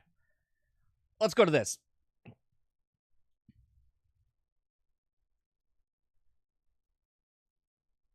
What I'm hearing is Xbox was the issue. Someone's an issue. We're moving on. Hello, everybody, and welcome back to another episode of 30NSG. On today's episode, we're going to be talking about PlayStation is making bad investments, bad decisions. This article comes from Forbes, from Paul Tassi. Before I get to this article, if you like what we do here, please make sure you hit that like button, hit the subscribe button. We're looking for 2,000 subscribers before the end of the year. And if you'd like to go above and beyond that, we like to get you as a member as little as $5. All our content is free, and we're here Monday through Thursday in the mornings from 10 o'clock in the morning until noon Eastern. So, all right, so PlayStation is making a bad investment, bad decisions, according to Paul Tassi. Sony's PlayStation is extremely good at two things: making a console people want to buy and having the devs that make great single-player games for that console.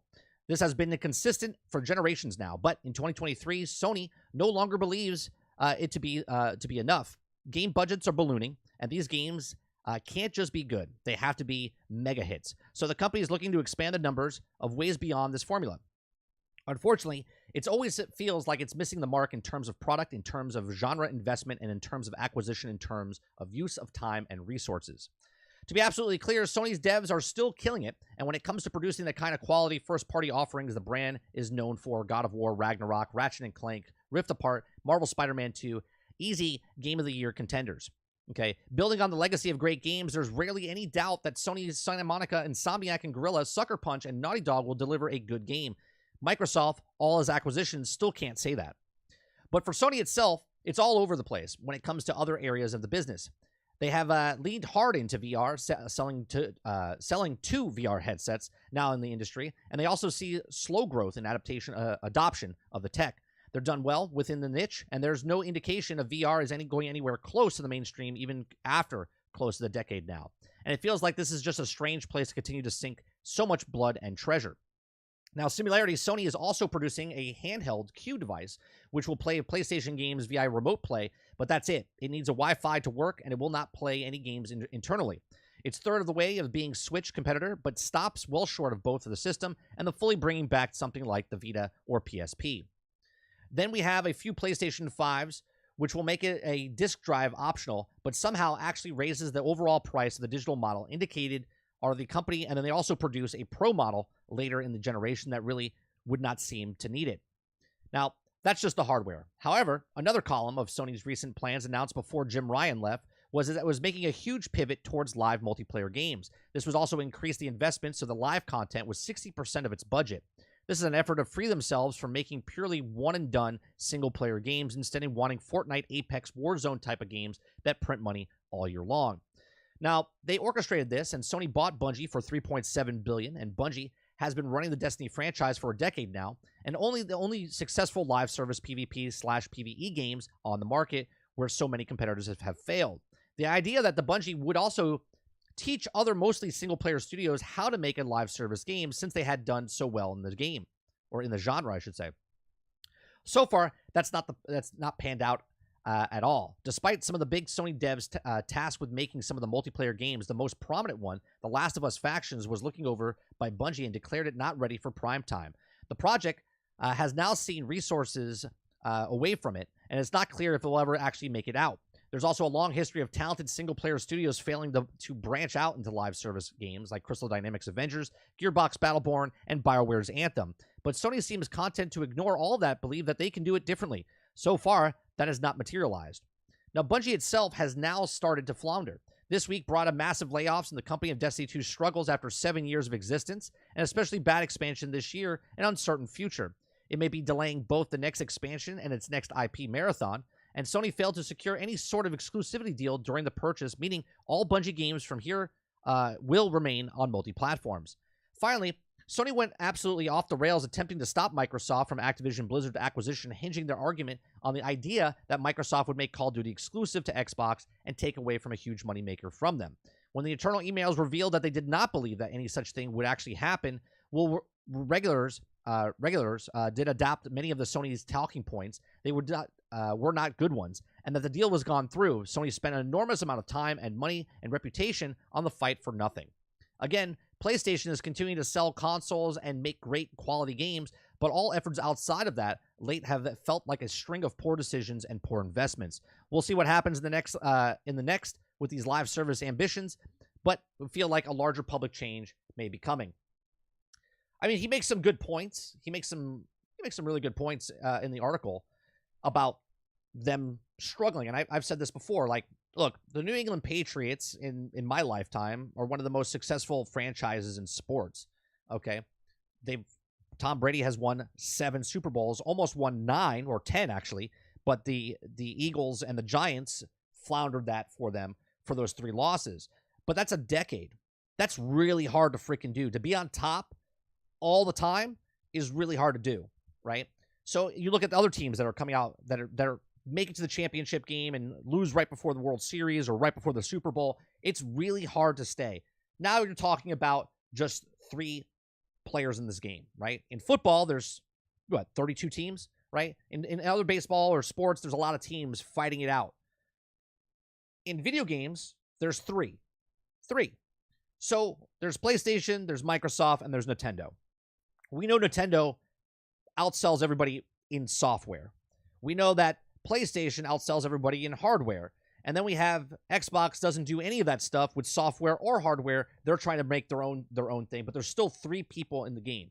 That's soon to change, right? That's soon to change because of technology, because of cloud gaming, because of all these other people. It goes from 3, okay, to 7, right? Because now you have PlayStation, or you have Sony, you have Microsoft, you have Nintendo, you have Apple, you have Amazon, you have Google, and what's the last one I was thinking of? I'm trying to think of the last, I can't think of the last one. But there's 6 or 7 companies now to start to try to take the reins away from Sony. Sony is the best company right now, right? These are facts, right? They've been leading the industry for over a decade now in console sales and whatnot. So can they have a bad year? Yeah. Can they have a couple of bad years? Right? Right now, they haven't had a bad year. This is like the turning point of what Paul's saying, that this could be bad for them by going to the games of service market, where they still do the first person, their first party, third person successful games like God of War, Last of Us. Maybe they bring back Uncharted or whatever. They make solid games. So could they knock down a notch or 2? Sure.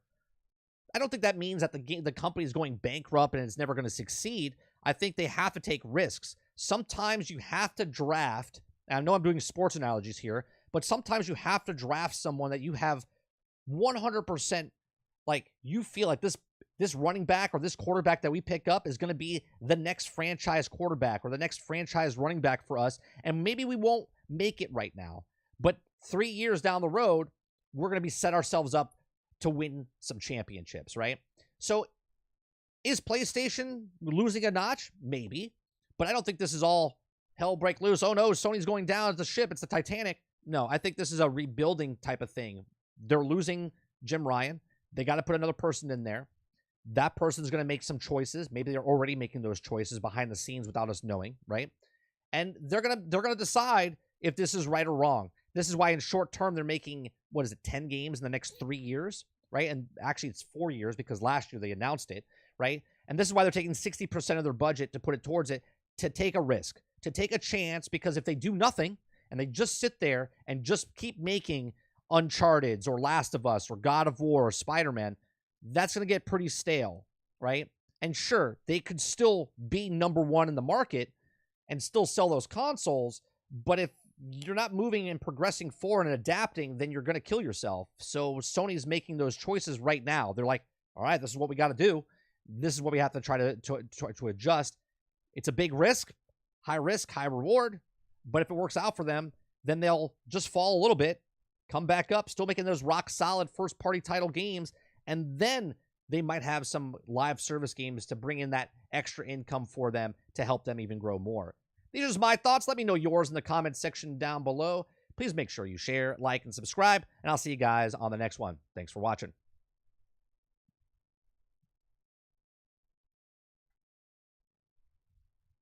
All right, let me see what you guys are saying. Microsoft got the series with the game business because it sees a way to tell more services and get customers locked into the ecosystem. I think, Tiny, they made that deal with Final Fantasy to put it on Game Pass. Everything that Microsoft does is about Game Pass. That's what it's about. Helldivers 2 looks interesting. I'm buying it day one. That game I'm interested in it. It's $40. which kind of we had this conversation a couple weeks ago. Like, what's wrong with it, right? It's not a full-fledged game? Is it a live service game? $40 is an attractive price point, but is that the game that you're going to lean on to bring a lot of people into your system? You know what I mean? Justy Max says, how many people are buying new PlayStation 5 Slim to compare the original PlayStation 5? Well, they haven't even released them yet, so we don't know the number of people that are going to buy because they haven't sold the PlayStation Slim yet, right? It goes on sale soon. I'm buying the Slim, but it's for my son for Christmas. There you go. I don't see the point of buying the Slim if you already have a PlayStation 5, as there's no enhancement really, unless you want less or more room on your desktop. I mean, I don't know. On your table. I think this is why they're switching leadership, because of the games of service. Bungie's starting to flounder. I think this is always has made a poor management decision, is now becoming more public, and Bungie can't hide it. True, Tiny, because I knew about that stuff years and years ago, and now it's coming out in the world. Let's go on chapter 8. This seems obvious, but they can only be so many live service games, 1 or 2 in each genre, IG Fortnite, PvP, ESO, for fantasy. You just can't make a market where people play a lot of them at once. I was talking about this yesterday, chapter. I was like, if Bungie comes out and makes all these live service games, I was like, they're not all going to be successful, right? They're making 10. Let's say, what, two are successful? The other 8 are just going to move to the side. So the desire to make every popular franchise live service makes no sense to me. Yeah, I mean, it's going to be a big high-risk, high-reward. Because even if you make it, then you have to stagger them. Because you don't want to make them come out at the same time, and then all of a sudden you destroy that momentum they would have had. Like, let's say they come out with Last of Us factions, and then all of a sudden they come out with a God of War factions, right? And they come out within 6 months of each other. Is that smart? I don't know. I think that's kind of cannibalistic to their own society, their own player base.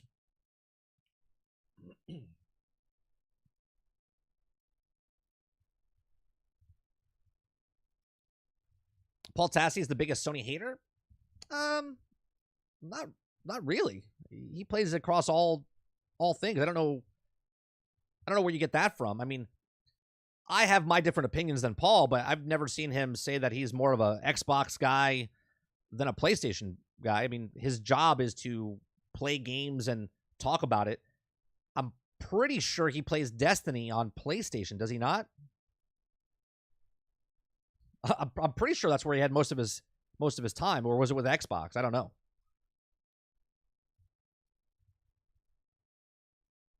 I mean, I guess I could look it up. He's on my friends list. I could look it up and see what his playtime is on Destiny.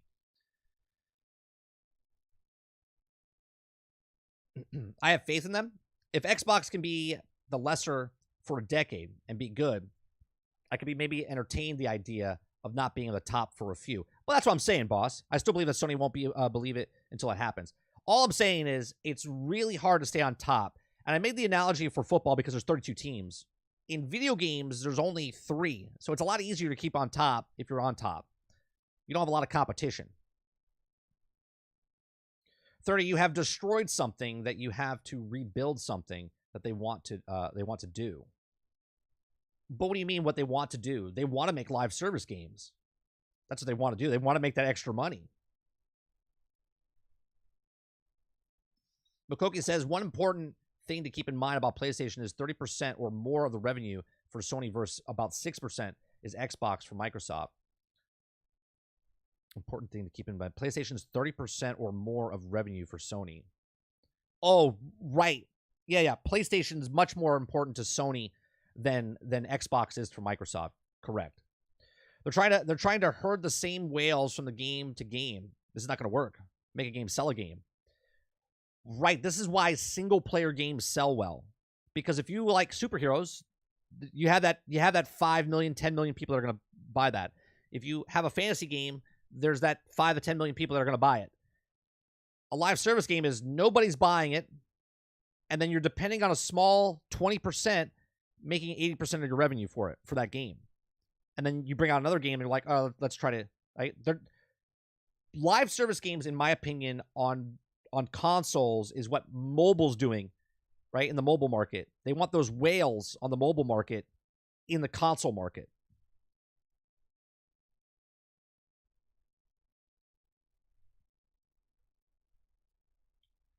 Lorna's in the same, but people say he's a Sony guy. He leans more towards Sony now because of the quality of the games they've come out with. But he is a person that plays both, right? He does play both. But I mean, his content that he makes is all over the place. Like, and I'm not saying that's a bad thing. I'm saying that's a good thing. Like, he talks about all things, just like I talk about all things. But people label him that because he has leaned more towards Sony because they make good games, and that's what he's about. Quality. He wants the 4K. He wants the 60 frames per second, and that's happening on Sony. That's not happening on Xbox.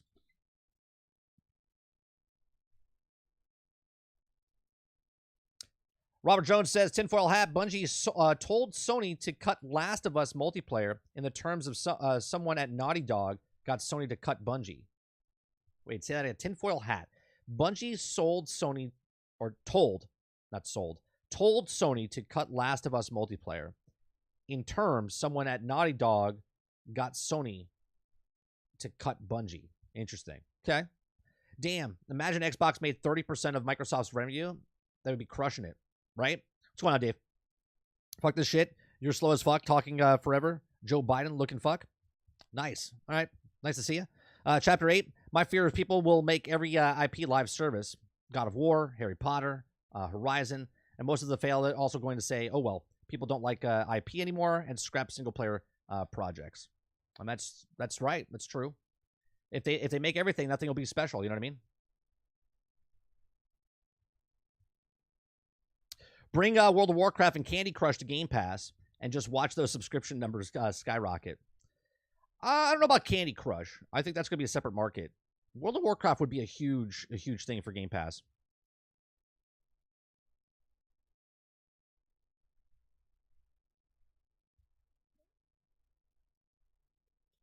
I'm scared of Helldivers because of the switch to live service. Is it switch to live service? I didn't know if it's live service. I'm saying because it's $40. It makes me think it's going to be a live service. Low entry point, and then, but I don't know if there's microtransactions and stuff.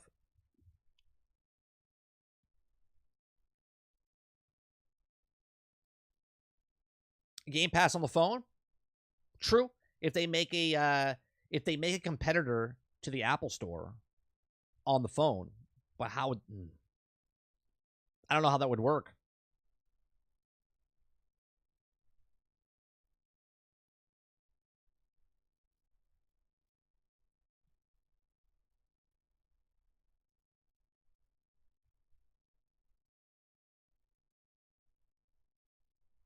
All right, we got... Well, let's go for this one. We'll do this one next. It's a short article.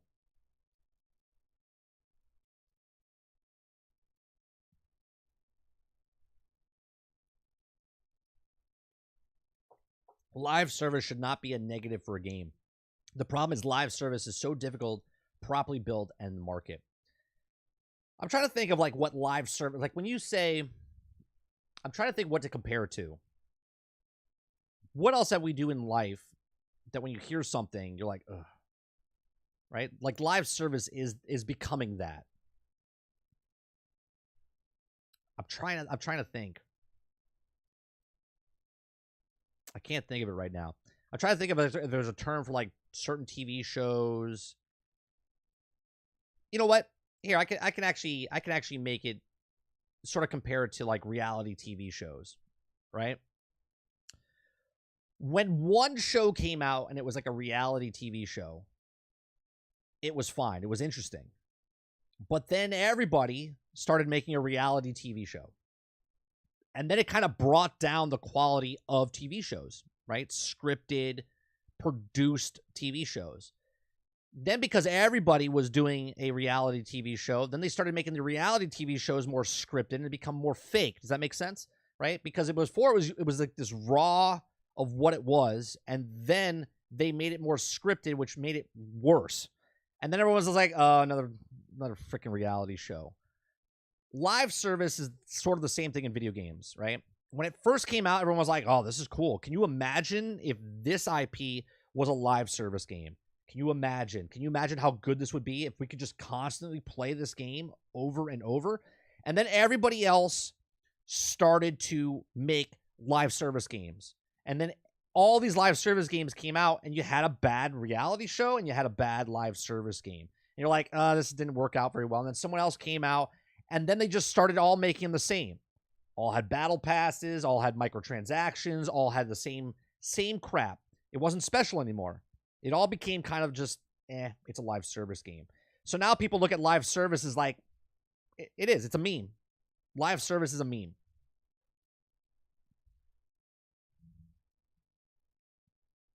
Do you know what I mean? Live service is the new battle royale, right? Like battle royale is like, another battle royale. Oh, another live service. Right? And it's impossible to keep the live service games going. If you only have the 300 million, let's say 350 million between Nintendo, PlayStation, and Xbox, just let's put PC out of this right now. Just the console.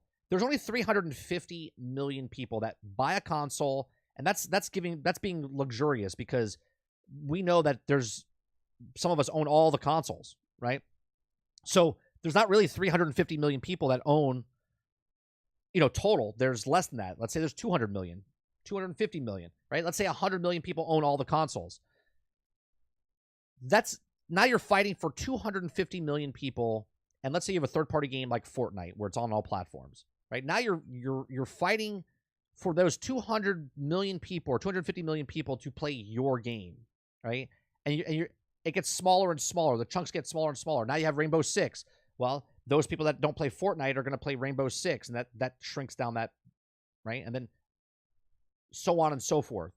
Not all these companies, not all these live service games can strike that match from the start. You have to come out swinging and be good. Genshin Impact made it, right? Because of mobile and also console. But if you don't hit that mark, you're dead in the water within 6 months. 6 months, your game is dead in live service. Well, and you used to have whole game and then got new content periodically. Now you get half of what you used to get for the first and need to grind out the new content first few months just to keep up. Right. And as you keep, it's a good point, Chapter, and as you keep doing these live service games, if you don't get it from the start and then you start playing it later, you're like behind, right? And these live service games make you check in daily, do your weeklies, do this thing, buy this new thing. Here's a new game pass, right? Or not game pass. Here's a new season pass. Here's a new battle pass, whatever it is. And then it becomes like, I got to play Fortnite. I got to check in. I got to do Rainbow Six. I got to do Battlefield 2042. It's like this checklist. You don't even play games anymore. You're just logging in. I got to go to Elder Scrolls Online. I got to go to Final Fantasy 14. I got to go to World of Warcraft. I got to go to Battlefield. I got to go to a whole thing. Right? It becomes a job. Which is why I can't play games like that. This is one of the reasons, boss, I stopped playing MMOs. Because MMOs took so much time because you were invested, which was great. That's why I love MMOs. And I haven't played a game like Destiny or MMOs in a really long time, right?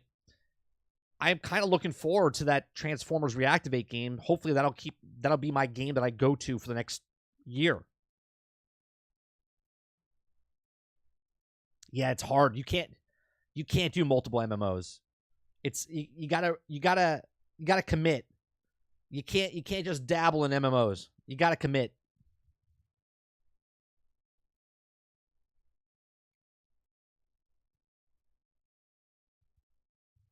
Like, think about it. Just on Xbox alone, right?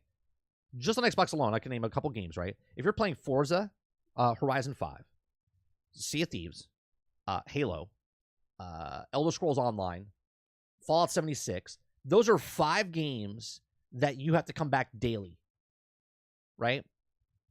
Grab your daily, do this, do that, and that's just on Xbox, all on Game Pass, right? Oh, Minecraft Dungeons, right? There's another one.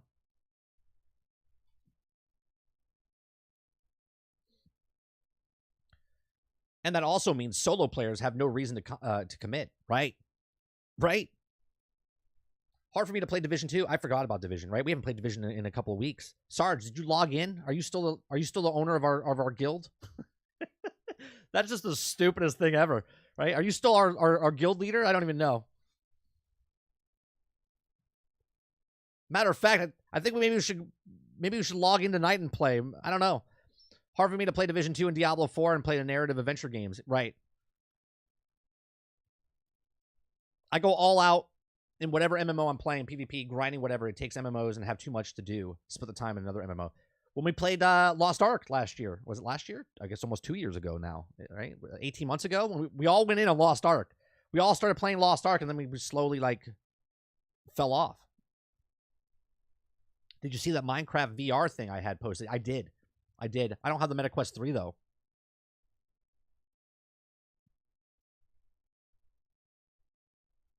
They have 13 1 billion IPs.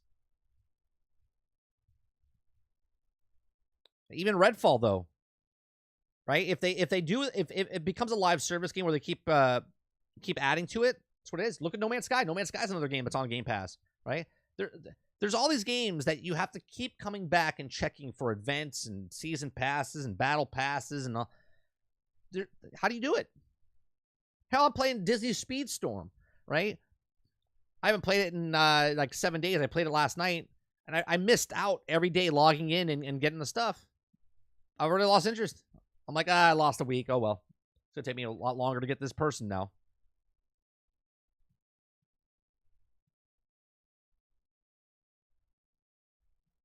I used to have a nice system where I can go to Star Wars, Knights of the Old Republic for 3 months, DC Universe for 3 months, LA Lost Ark, swap back and forth, but even it became pointless. So I just dropped MMOs currently. Waiting for Ashes of Creation, next MMO. I can dive in. I don't know what I'm waiting for. I think I'm just waiting for that. I'm waiting for that Transformers game. And then I'll reevaluate after that.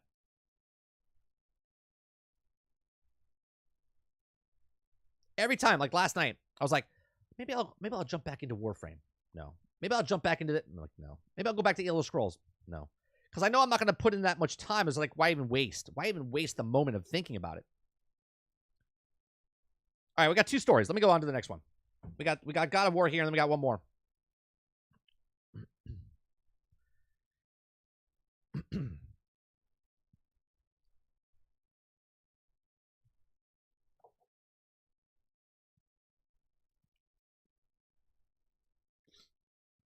Hello, everybody, and welcome back to another episode of 30NSG. On today's episode, we're going to be talking about God of War Ragnarok DLC to be announced this year, reports claim. Before I get to this, if you like what we do here, please make sure you share, like, subscribe. We're trying to hit that 2,000 mark of subscribers by the end of the year.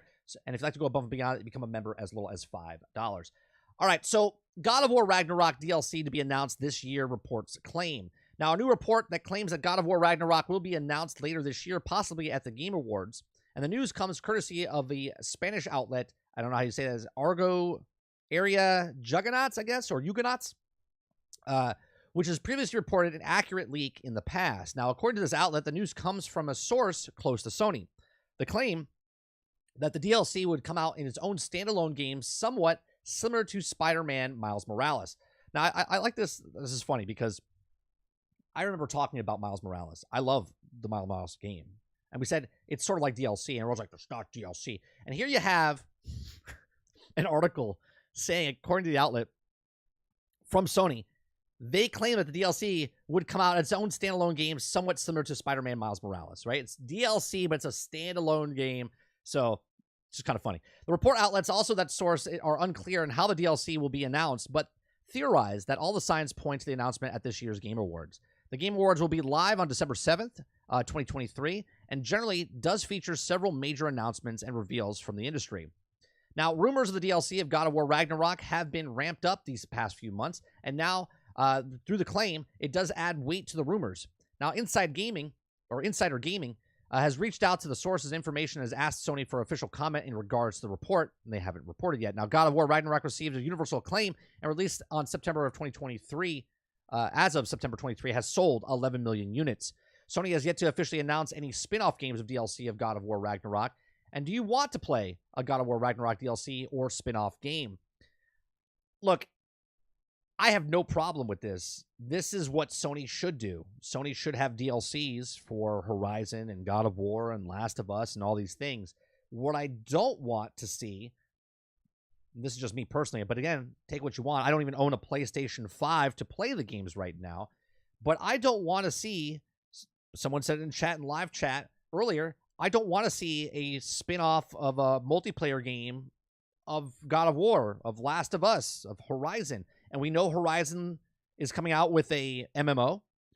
We know Last of Us had a multiplayer faction. So does God of War Ragnarok have DLC, where it's a standalone game like Miles Morales? Or is it going to be a live service part of the game? And that's maybe the leak that they're getting. They're like, oh, we hear, because they are working on 10 separate games for live service games. Now, are those all going to be brand new IPs? I mean, you take Helldivers out of there. That's 1 off the list. So you have 9 more to put out there. Factions is 2. So you have 8 more games out there. Horizon, the multiplayer would be the 3rd one. So that you have 7 left. These are well-known IPs. Do they make the DLCs like Spider-Man Miles Morales? Now, their numbers, Miles Morales sold good, but not great. It sold a lot less than the original Spider-Man. So if this is a spin-off, a DLC of Atreus, okay, is it going to sell as well as God of War did? Or is it going to be that Miles Morales of God of War now, where it comes out, it sells, but doesn't sell great. It sells good, and it just, that total number. And then down the line, they look at God of War Ragnarok and God of War, and they say, well, it sold 45 million copies total with the DLC, but the DLC really doesn't sell very well. I don't know. This is here or there right now, but these are just my thoughts, right? Do you think this DLC is coming out, and do you think that it's going to be announced at the Game Awards, or do you think this is a standalone game, like a 2.0 or 2.5 Ragnarok instead of a standalone? Let me know in the comment section down below. Please make sure you share, like, and subscribe, and I'll see you guys on the next one. Thanks for watching.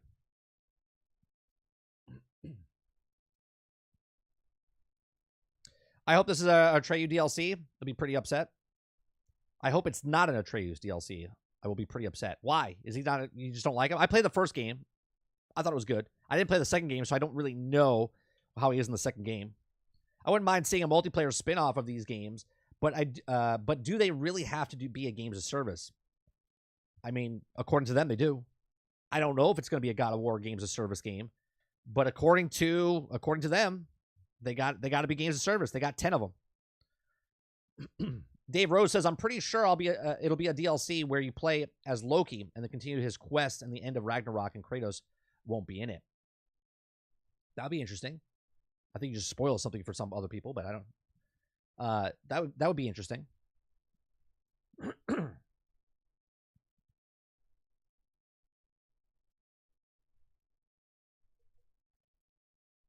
I enjoy playing as him in a different skill set. Excuse me, I'm choking on water. 6 out of 10 will probably fail. That's why I say I think more than that. I think more than that, Jones. I think 8 of the 10 will fail. And the reason I say that is because of movies. Most movies that come out of a studio, most movies fail. 3 of the movies make money back. 1 of those movies makes a shit ton of money back. Right? So if Disney comes out with 10 films, 3 of those films will make their money back. But 1 of those movies will make a crap ton of money back to offset the money that lost for the other ones.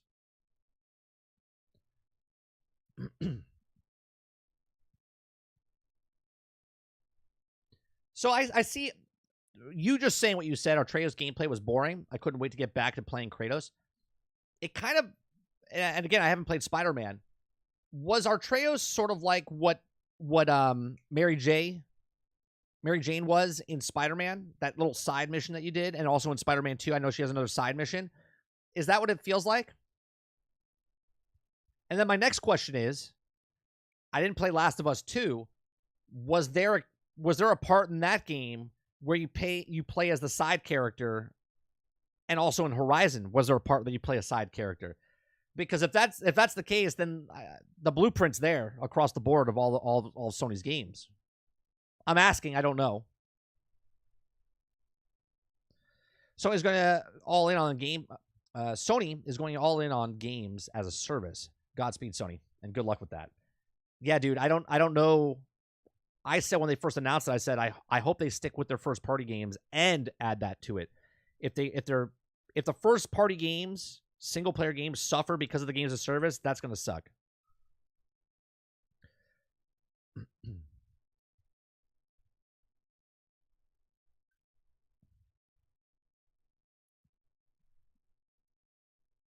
How do we share news items with you? Should I know where the Discord is? Yeah, Discord is in the description down below. If you click on more, you'll see the Discord. Join the Discord, and you can add it if you're not if you don't link your account and you don't want to join our. You could be in our general. If you want to link your account, you open up to a whole bunch of other stuff, right? So you're a member here, so you can open up all the rest of the stuff in Discord, and you can submit it into the submitted stories under podcast. Yes. But as bad, but yes. Not as bad, but yes. Not at all. You play him as a huge chunk in the game. You must be more ranged in Magic, so people didn't like it. Interesting. Okay. Horizon, Fair Games, MLB, Concord, Helldivers, Marathon, Factions canceled. As a game canceled. Factions is not canceled. It's just delayed until it's canceled. Almost a third of the game, but definitely more engaging than Mary Jane gameplay. Okay. The Horizon, you never play as anyone other than Aloy. Okay.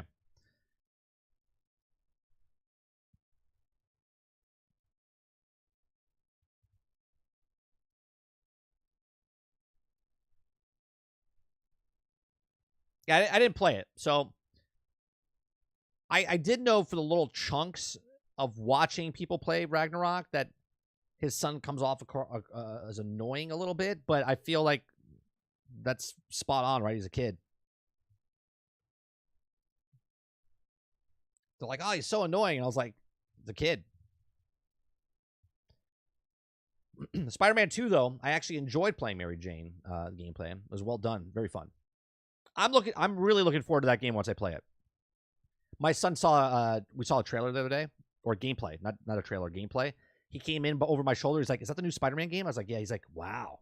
He's like, that looks much better than the last one. I was like, yeah.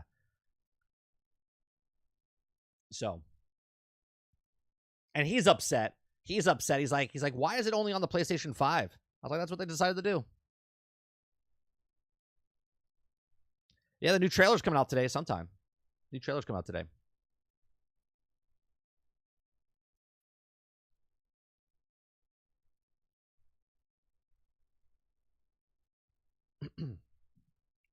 I think he was really annoying in 2018. More mature and came off less bratty to me. He's still a kid, though. You know what I mean? I think that's the reason. I think people are going to spill over from the last game. I didn't find him annoying in the first game, right? I didn't find him annoying, but because I had a kid about the same age.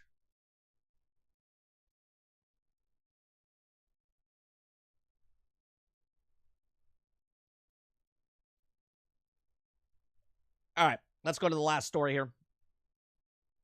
Last story for today.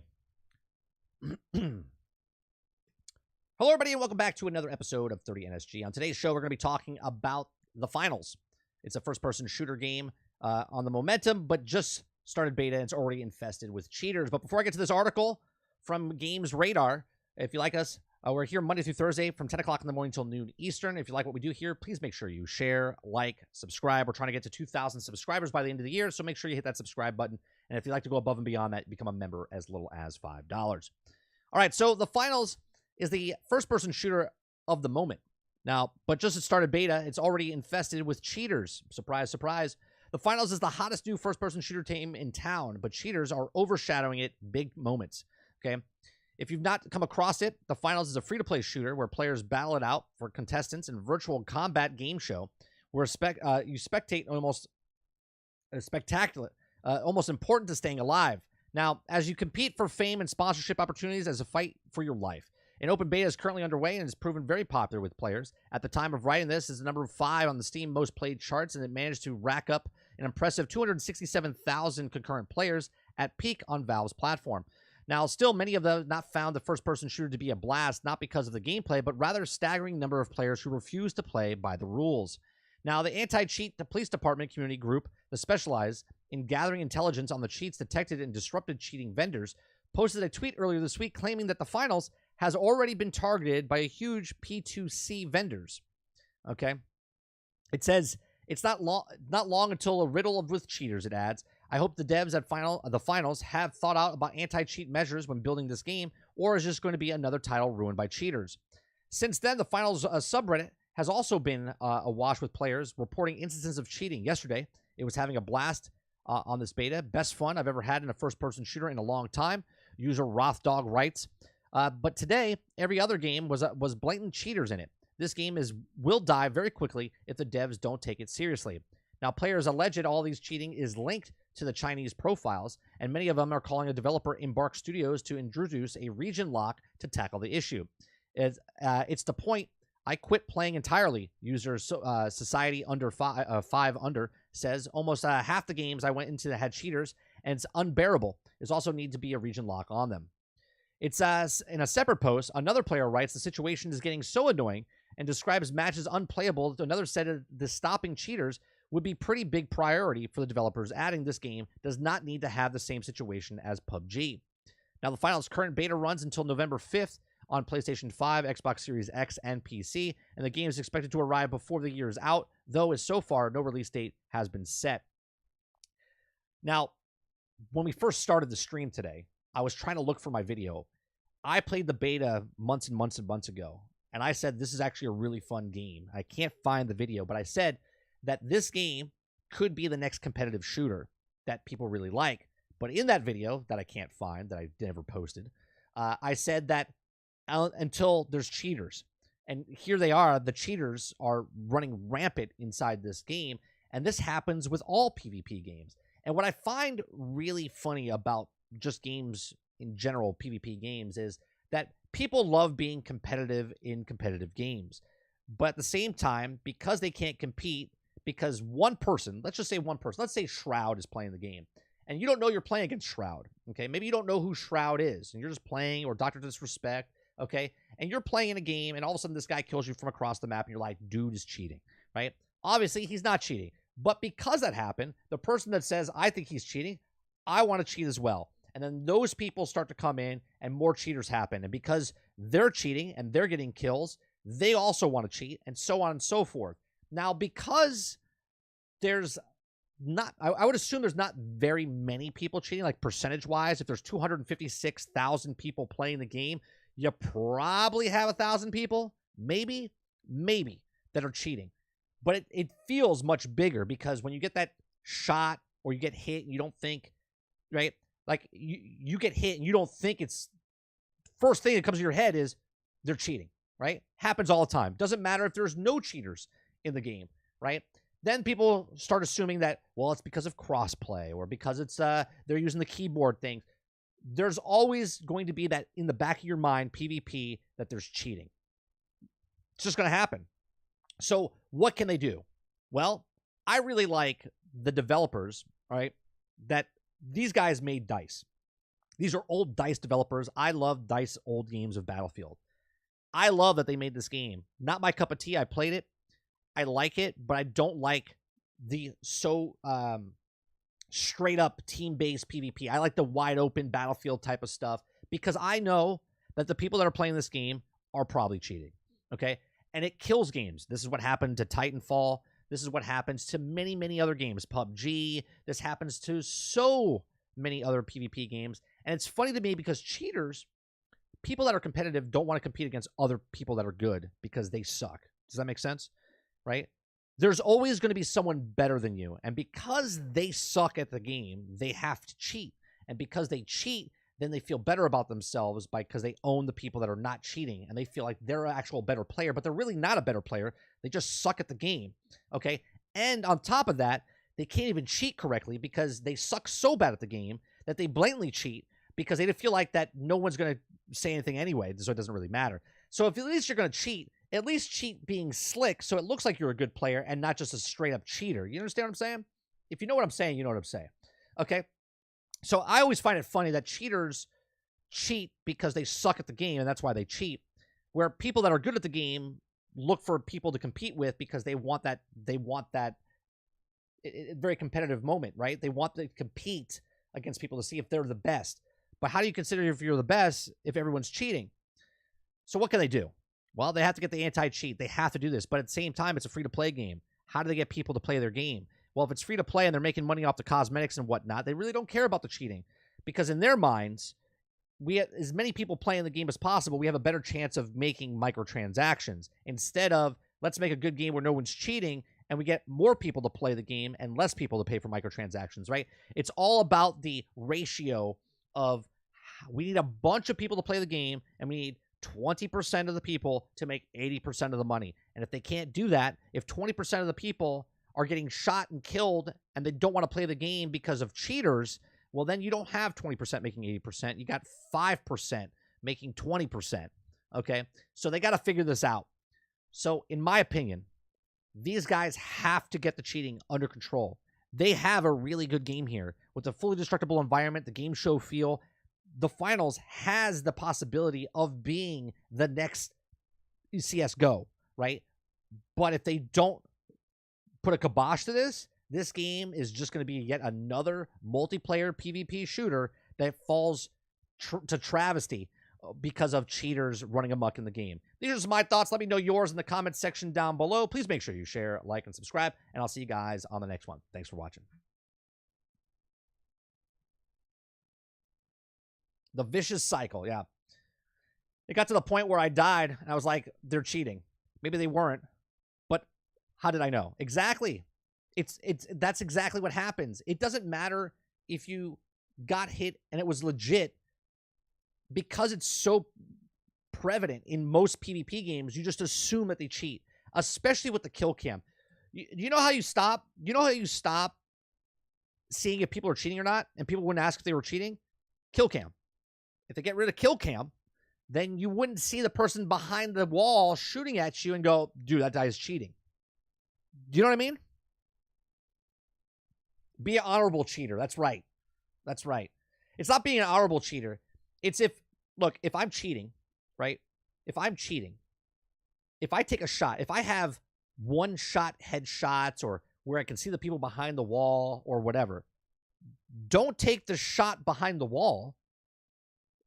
Stand out and open. Take the shot. You still have the advantage, right? This is how bad the cheaters are. The cheaters suck so bad, they feel like if they put their head out there, they're going to get killed by someone else that could be cheating or someone that's a better player than them. So they take the shots behind the wall, behind the container, behind the thing, around the corner, wherever. So when the kill cam comes up, they're like, how the hell did they get that shot? Right? That's the difference. If you're a cheater, play the game. That way, if you take the shot and get the kill, and then they look at the kill cam, they go, is he cheating? I don't know if he's cheating. I guess he could be cheating. But instead, they're like, dude, that fucking guy's cheating. Turn your cheats on to get some kills, then turn your cheats off. Whatever. You know what I mean? If your kill-death ratio is astronomically high, you're making yourself a target. Turn off aimbot and just use walk hacks. Yeah. Wall hacks. Yeah. Is it wall hacks or walk hacks? Right? That video a couple months ago, I guess almost a year ago, where the guy was playing Tarkov and he was doing the wiggle, and you saw how many people were cheating. That's crazy, right? You're like, how many people are cheating? When he did that wiggle and you started seeing how many people were cheating, you're like, holy Christ, everyone's cheating. Everyone's cheating.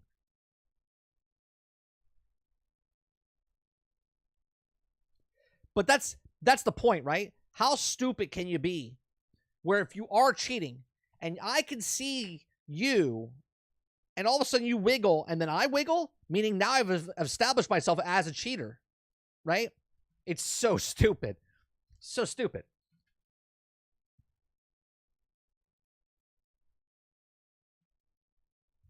Never seen so many unknown people come out of blue you never heard of for years, all of a sudden coming and killing it, rising on it for clout. Oh, for sure.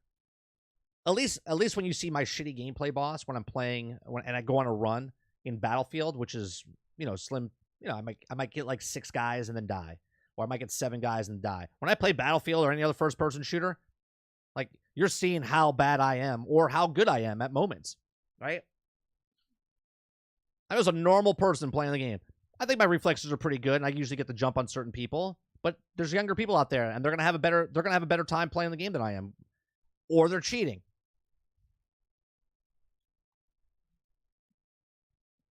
I just checked on PlayStation 5 store in the pre-orders section. I can't even find the day after. Is it day after or day before? If you're typing in day after, it's not going to show up. It's obvious when people cheat now because of what you were saying, 30. Plus, after years of being an admin in Battlefield games, you learn the people's movements and more. Right, that's what I'm saying. If you're going to be a cheater, you got to play like you're not cheating. You can't just be blatant about cheating.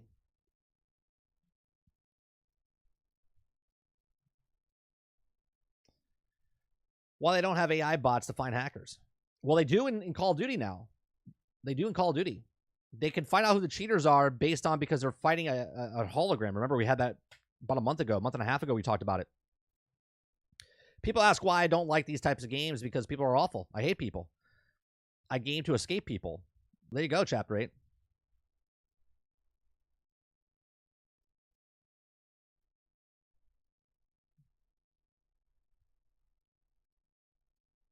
I have heard good things about the RoboCop game. That is awesome. It's getting really good reviews. I was going to buy it. I was going to buy the early edition, and I was like, I don't really want to pay for the skins and whatnot because I just don't like that in the gaming industry. But I'm definitely going to buy the game when it comes out. It comes out the 3rd, right? I think it comes out the 3rd. I'm looking forward to it. We'll probably play it because it comes out tomorrow or the 3rd. We'll play it next week. Probably like Monday night, Tuesday night.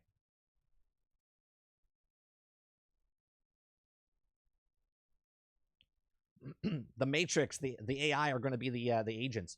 Well, yeah, inside of Call of Duty, they're doing that hologram thing, where all of a sudden it's like I'm on the other side of the map, and then the game knows that this person's cheating, so it puts a hologram in front of them, but it doesn't look like a hologram; it looks like me. And they start shooting at me, and if they see the hologram, then they know they're using a program that's cheating.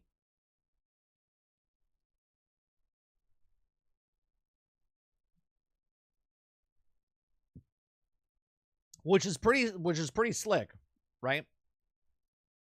I think that's what you do, right? To stop the cheaters, this is all you got to do. Are you ready? If they can detect a cheater because of if you see a hologram or maybe you see someone behind the wall and it knows that you're cheating, a message just pops up on the screen as it just says, I know what you're doing. That's it. You're like, what the fuck? Right? You're playing a game, you're like, I'm killing these guys. All of a sudden it just says, I know what you're doing. And you're like, oh, damn.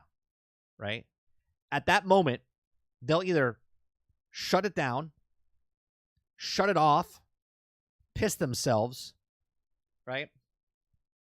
And then right after that, if they continue to play, your phone rings and you're like, oh my God, they're coming after me. No, but seriously, they just put a message on the board, right on your screen, big print. I know what you're doing. That would be social media gold. People are like, I've been getting this. And then they out themselves. I've played COD. It's funny because I've seen people randomly shooting, including teammates. And the teammates sometimes it's like, what the fuck? I saw someone. What's going on, Ford? Just download a RoboCop. I'll play it later. It's still the early access, right? It's still pre-order. This is why shooters need to go back to custom lobbies where they can host and kick cheaters. I agree. I just always find it funny that if a cheater comes across another cheater, they get upset, right? They're like, that guy's cheating. It's like, how stupid are you? How stupid are you? Only way to fix cheaters is IP ban their asses. Well, first you put that message across that screen, boss, and you get them nervous. Then if they do it again, a warning comes up again, it says, last chance.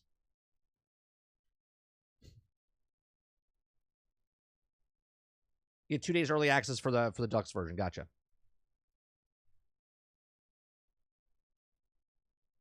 They would rather have player base known cheaters than less player base with legit players. Absolutely. Because it's about the bottom line. It's about the they got to get the money. They got to get the money. I love what BattleBit does. BattleBit says to everybody, right? You pay $15 for the game. And if you're cheating, boom, they do massive, right on. Your name is across the board. There's the whole right side of the screen just does this. It says banned, and it shows everyone's name. It's amazing.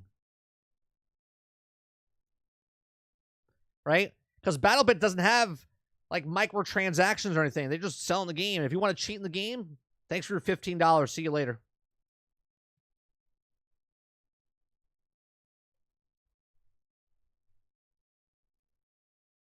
The only microtransaction they have in BattleBit is you could buy the skins to like extra to put on your guns and whatnot. But there's nothing in the game. They don't need the player base. It's like if you want to play the game, you play the game. You know what? Maybe we'll play that tonight. I haven't played that in like a month and a half.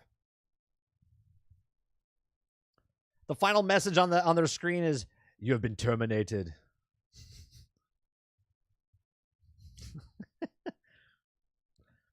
The bigger problem is that a lot of the players and the streamers, which bring in money and people to the game, yeah, there's more to it. You know what I mean? Cheaters they're always going to be cheaters. And hence why I don't play a lot of these competitive first person. That's why I don't play ranked. This is why I don't play Overwatch. This is why I don't play a lot of games anymore. Because there's always cheaters.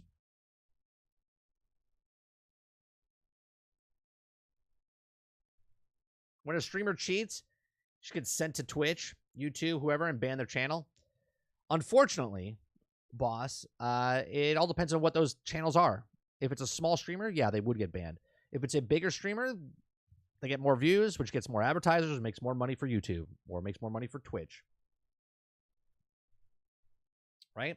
It's like a symbiotic relationship. You scratch my back, I scratch yours. Yeah, no, they are. If it's a person that's not bringing in money, then they get booted. But if it's a person that brings in money, they don't get touched.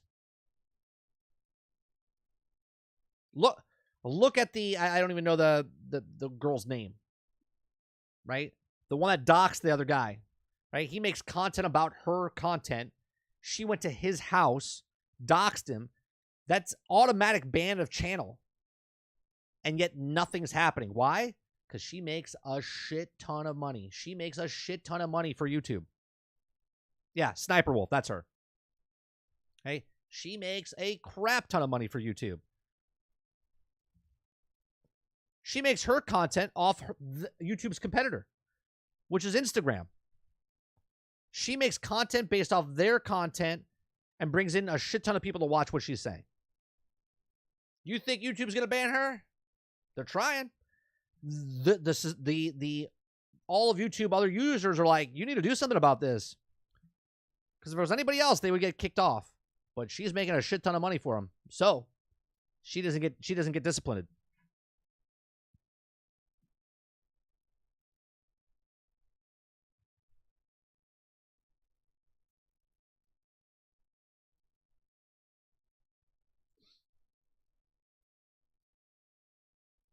BattleBit is a multiplayer game that isn't a game as a service. Sure, but even with other games that are not games as service, though, Jones, they don't care about banning people, right? Other games that are not live service games, they take your money. You bought the game, right? And then they still don't ban you because they want you in there because there's a potential you might spend $1. Free to play games, obviously. They're not going to ban you.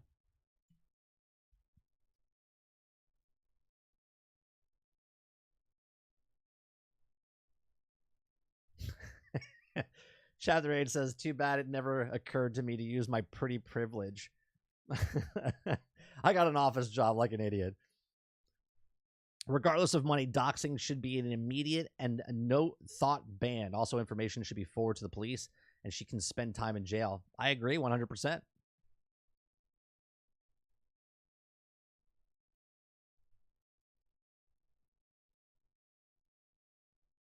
Yeah, it's rough, man. It's rough being a content creator, because if you can say certain things, but if you say the wrong thing, your channel can get demonetized and booted. And then you see, and that's for anybody. But if you make a shit ton of money, you could do whatever you want. It's like a license to do whatever you want.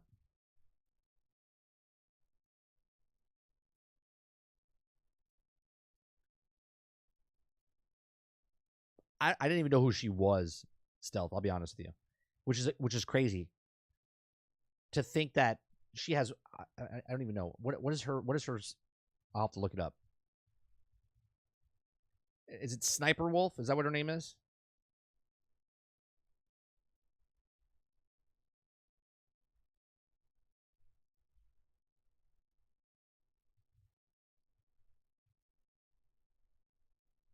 She's got 34 million subscribers. Is that correct?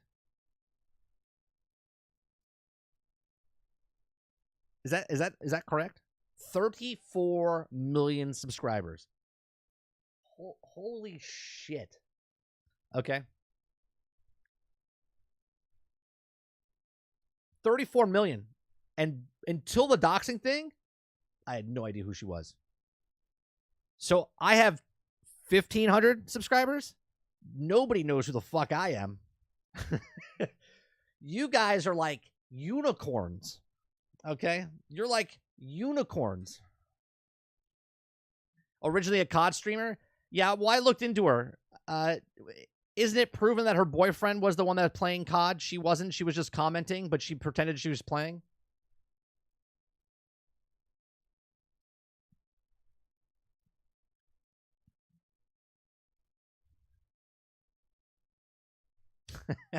Robert Jones, what's your Instagram for research purposes? Yeah.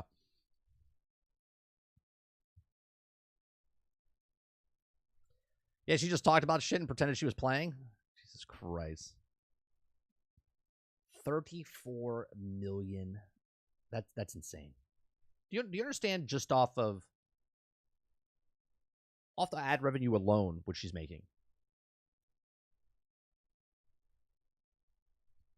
I gotta look up her. Hold on one second.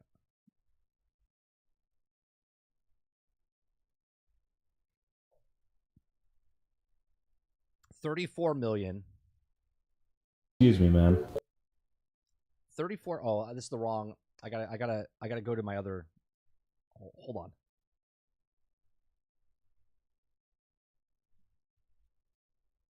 Social Blade. This is not super accurate, but whatever. It gets a gist of what it is. Yeah. So earning estimated monthly earnings, and this is based off of like ad revenue, right? This is not memberships or for anything else, right? She makes anywhere between $1,000 and $16,000. Okay. And she makes anywhere between $200,000. Okay, $200,000 from ad revenue. Now, to put that in perspective, the ad revenue I get, monthly earning, is anywhere between $3 and $22. Okay, $3 to $22. That's on ad, like when ads play and people watch the stuff, right? Which turns out to be like $37 to like $500 a year, roughly.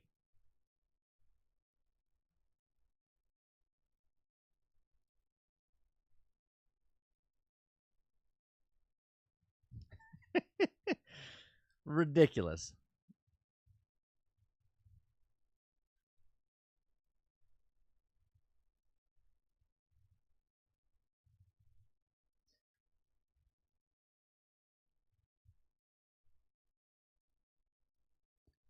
Vixen is another one. She was good at COD, but wasn't insanely pretty. She was cute, but she had her moment where she won some big COD FFA tourney. Yeah, multiple channels.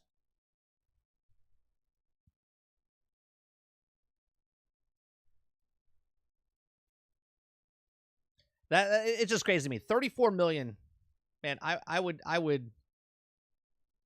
That's a lot of pressure. I'll be honest. That's a lot of pressure. 34 million. I think my goal is to get like 10,000. Right? 10,000. That'll never happen. I've been doing this for way longer than I want to admit. It's never going to happen. I mean, this channel's new, right? This channel's my biggest YouTube channel that I've had. Which is it's very frustrating as a YouTube content creator to make the content that I make and compare it to other people's content and not to think I'm better than them, but to quality wise, like microphone, audio, just pure content. Okay. Other people that have way crappier audio and video, they have well more, like 5,000, 7,000 subscribers. I'm like, how? How is that possible?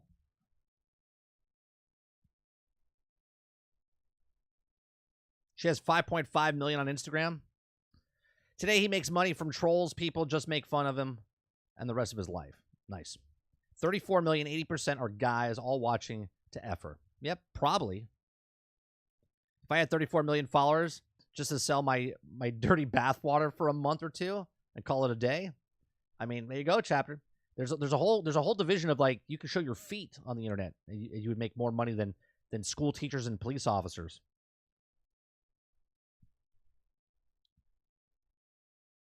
Is it better? Oh, it is better. It is better. My content. She also has 19 on TikTok. Jesus Christ.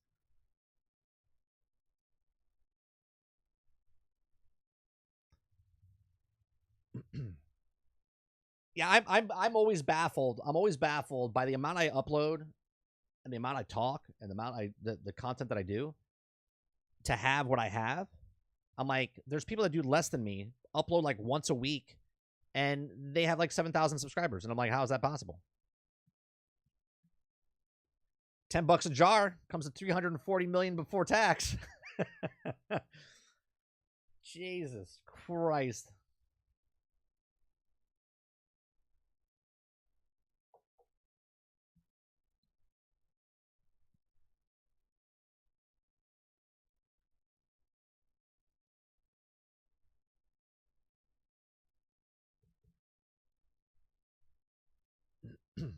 I don't know about the content, but the cute factor. You talking about me? Yeah. 25 million until the day before gets canceled.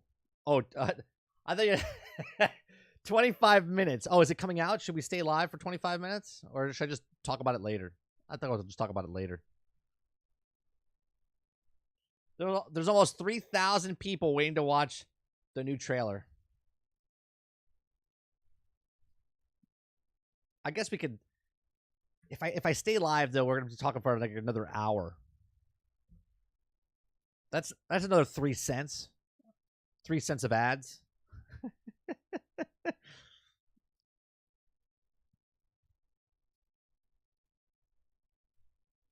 They could be bots, Jesse. But I'll tell you what, that does a good bit of portion for people's egos. Oh, is that what I'm missing? The Razer Cat headsets with the ears? That's what it does? I'll look into it.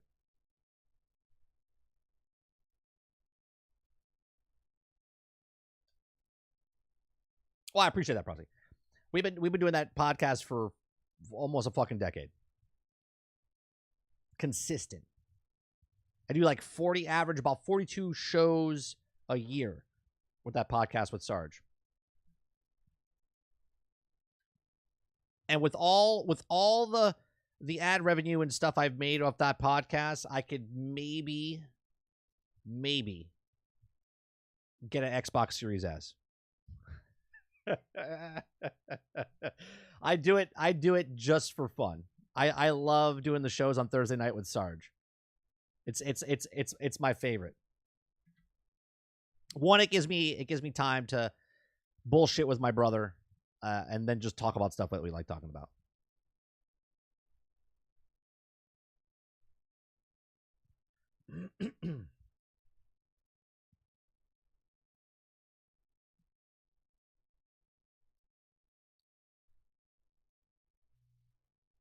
I gotta figure. I blame myself. I don't conform. I gotta find a way to. What cable do I need? I guess this would be a question for anyone that has a Meta headset. What cable is that? A cable that you sent me, Akuta Papa, that I plug that into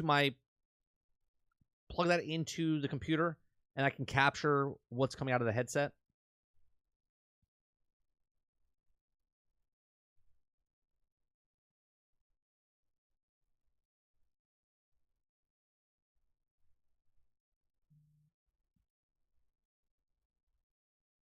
Because I would like to do a VR session.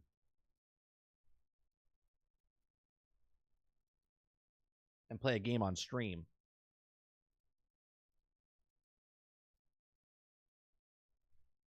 Oh, can I use the VR headset during American Truck Simulator? Does it work for that? Where I can actually look at the mirrors and stuff? That would make that game much, much better.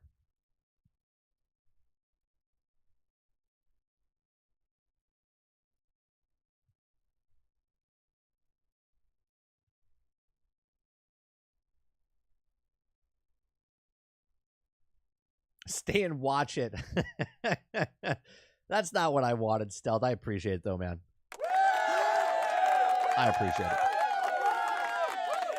Thank you for the $5. Did you mean to do that twice? Did you mean to do that twice?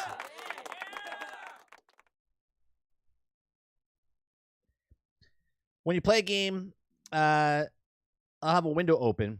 You have to connect to the USB 3.0 high quality cable, and you would then cap that window. Okay, all right.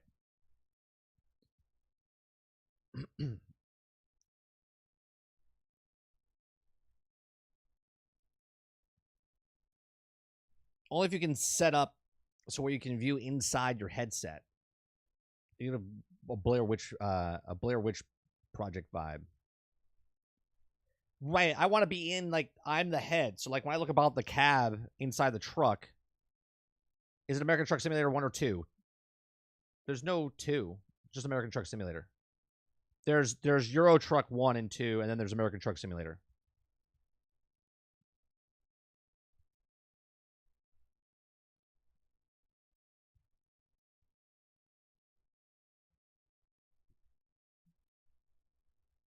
Stealth, let me know if you meant to do it twice. If not, I'll refund one of those.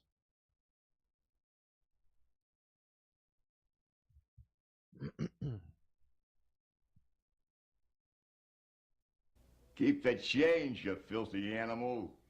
That's so late. Stay and watch IT.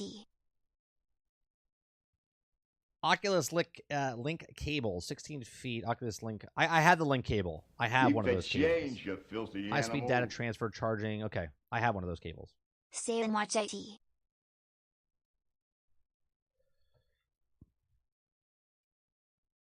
Keep the change, you filthy animal.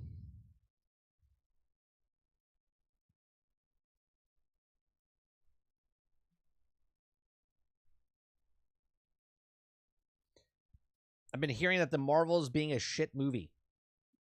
Probably. Oh, did you guys see? I posted this into our Discord. It's in the Star Wars section, right? It's a stupid tweet, right? And it's not going to happen because, right? We need to fill some time before the last day before us comes out.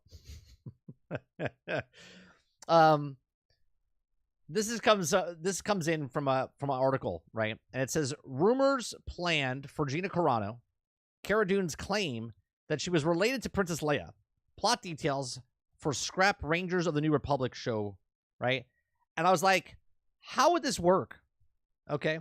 this is how stupid that Disney is, okay? Now, I like Gina Carano's character, right? I like Cara Dune. But why do we have to make it related to anybody, right? Why can't she just be a strong female character, right? So how would this work? How would this work that she's related to Princess Leia? First of all, we all know that Thanks for Princess becoming a Leia member. and Luke Skywalker are the only ones, new member. Thank you very much, Stealth, for the 9 months. Appreciate that. Right?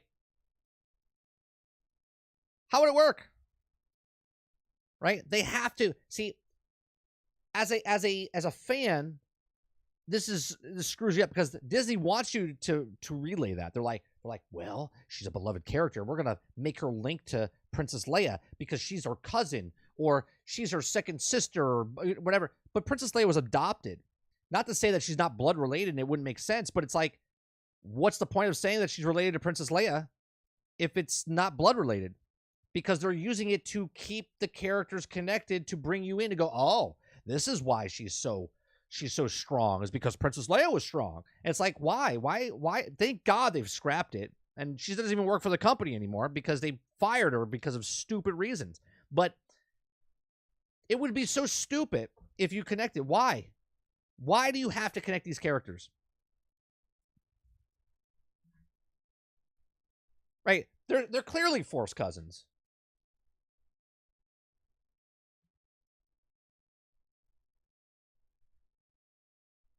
It's just dumb. Right? Now, was there, well, she had another kid. Padme had another kid. Well, she couldn't because she died. Right? And was she pregnant before she met Anakin? And how old was she when she had that kid? And who was it with? Do you know what I mean? It's like, well, either you get the long-lost princess vibe, it's on the Padme's side, or you can expand Anakin's side to explain that it's his mom that had siblings or something. I know, but why? It's like, but why?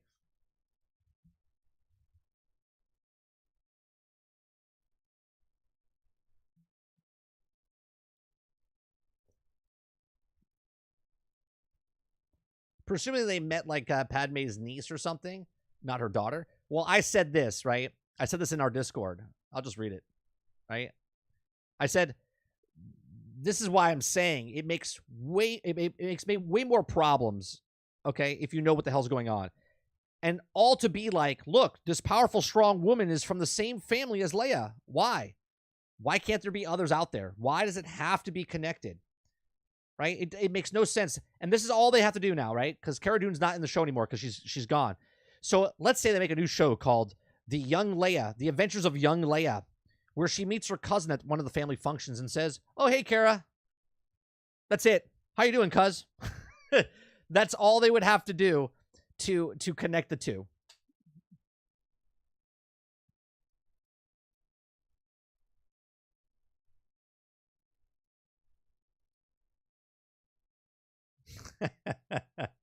Right. One day the Pandaverse will contract back into the single ball of the mass pandering. It's ridiculous. It's at this point, Star Wars has become a meme. Okay, it's so sad, man. It's so sad. You know that what we were talking about earlier, where Ginger was so passionate about Final Fantasy 16 coming to Xbox, and he was so passionate. I am so passionate but angry, not happy, okay, about what Disney has done to Star Wars. Completely and utterly ruined Star Wars.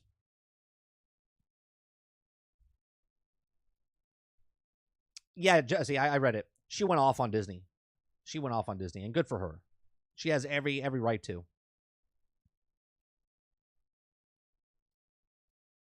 All right, cool. I'll take a look.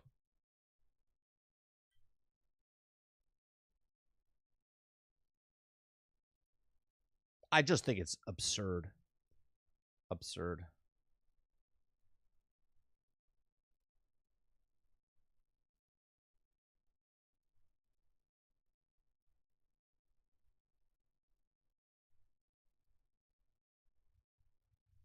Okay, look.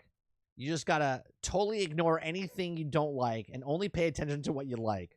I only watch Aiden's scenes in Ahsoka. That you're not wrong though. You're not wrong. That's exactly right. You're like, I'm just watching it. I wish someone would come out and just cut out all the bullshit out of everything that Disney did and just do the good points. Maybe I'll do it myself.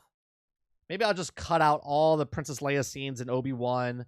Maybe I'll cut out all the scenes of Ahsoka and just watch the Hayden Christensen scenes. Right? Maybe that's what I'll do. It's so frustrating. Speaking of Marvels, though, did you guys look at the Marvels trailer? Have you seen it? I would show it to you, but they'll knock it down, and then I'll have to pay them money, right? I'll have to pay them the half a cent that I make, okay, off ad revenue, and I'll have to give it to Disney because they need the money, right? But the Marvels trailer, the last one, did you see the last trailer? It's awful. It looks so bad. I can't even say it looks bad because that would make bad bad. Like, there needs to be a new word for bad. I don't want to insult bad because bad is not bad compared to what that movie looks like.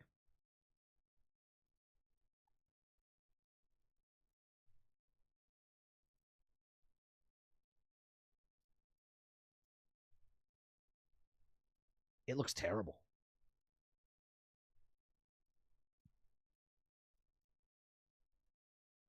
It's funny, they will DMCA you for an ad. Yeah.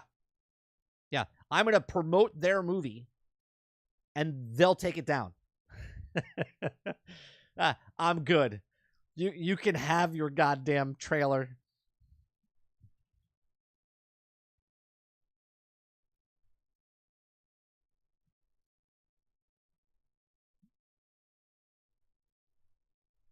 You can have your shitty trailer.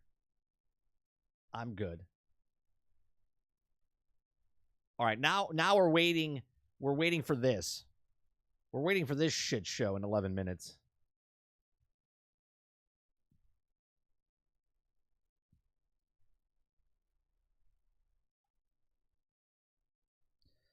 Oh yeah, I'll watch it when it comes to Disney Plus. Oh wait, no, I can't. We're canceling Disney Plus because they're bringing the price up. Well, actually, no, I still have it till February. So if it comes out by February, okay. If it comes out by February, I'll watch it. But after that, I'm done. They're raising the price up dramatically for Disney Plus. Oh, I did see that, Jesse. The cats, I did see that.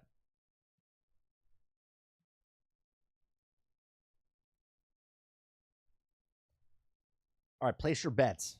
All right, place your bets. Place your bets on the day before. Is it real? And when it comes out, right? It's coming out like this month, isn't it? Doesn't it come out this month? It comes out this month.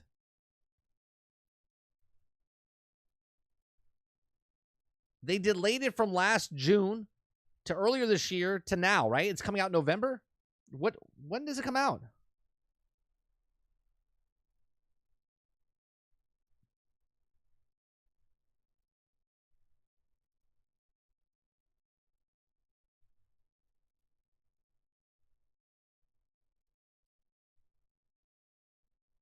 I'm looking.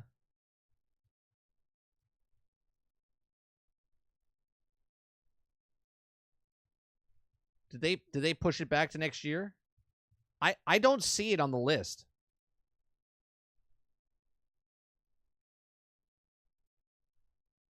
In the release calendar? I could have sworn.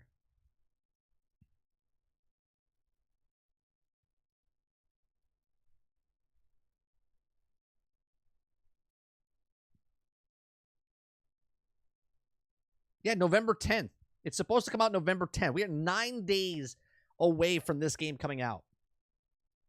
9 days. And we know nothing about it.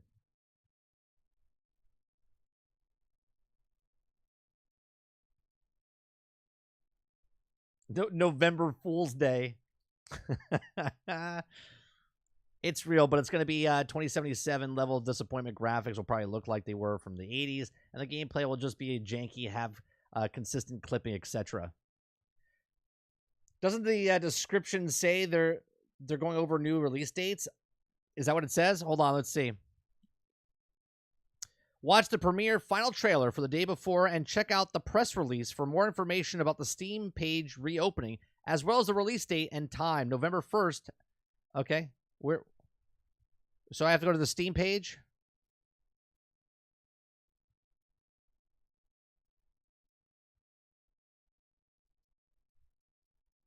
I mean, the release date was supposed to be... Dude, if they come out and say the game's delayed till next year, I'm going to laugh hysterically.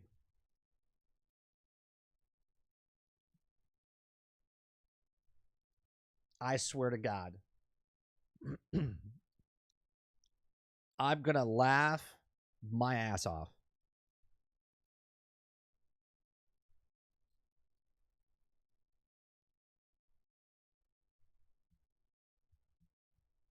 You know, before this starts, I'm gonna take a quick restroom break. I'll be right back.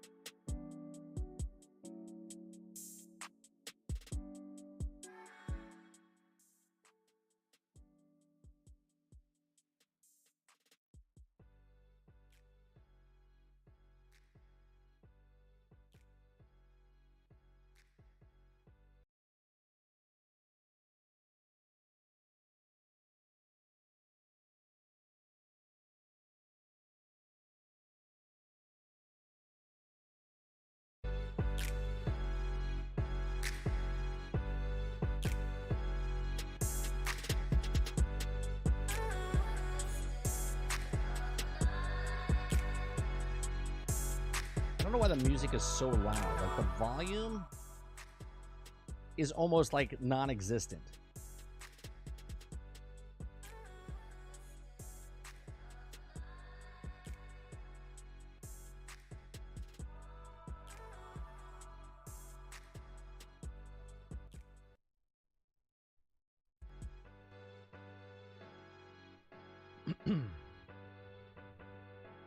We'll see if the music gets hit today.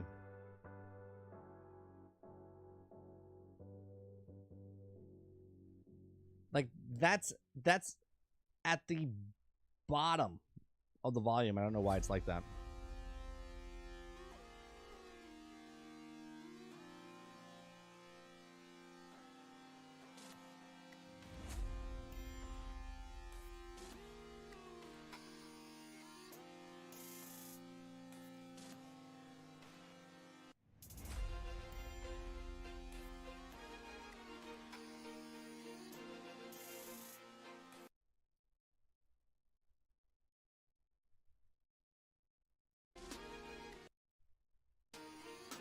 I can't go any lower without muting the volume.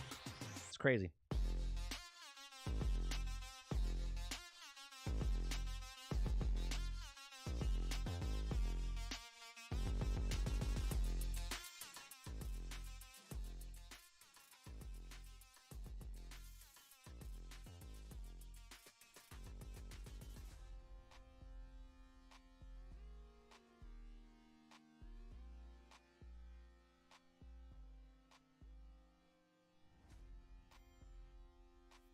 They'll announce the beta date after the trailer. When this game comes out, it will not be a complete game for 18 to 24 months.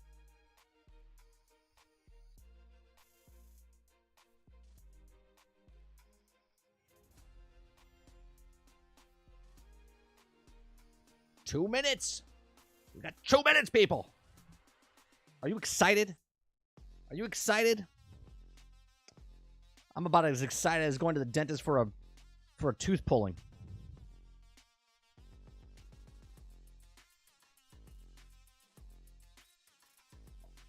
You think 24 months is being too generous? I mean, right, it could be like Star Citizen where it's literally 10 years. The dude says they should bundle this game with Skull and Bones.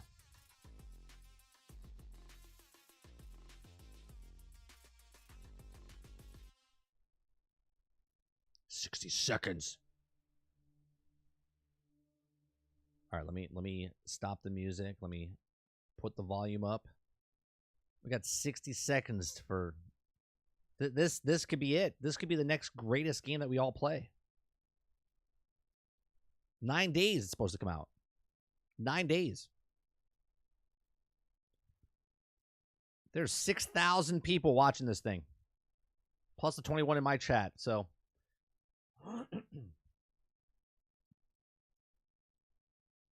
Technical difficulties. I guarantee there's a countdown once this starts now. It'll be like 30 minutes.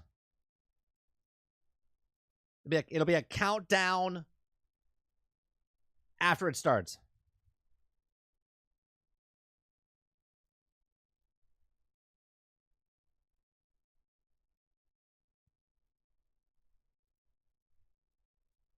At this point, the day before is a meme itself. The only reason there's 6,000 people here is to see it not succeed. That's what we're here for.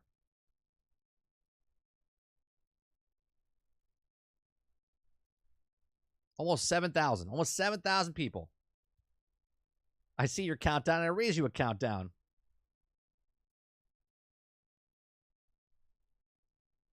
Where is it? 60 seconds. That's a long 60 seconds. And look how stupid we all are. We're all like, oh. I knew it was a countdown. It's only 2 minutes. It's only 2 minutes.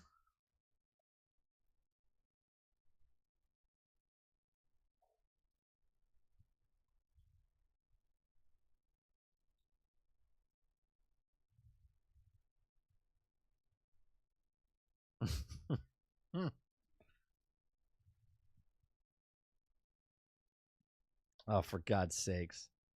You could have just went live.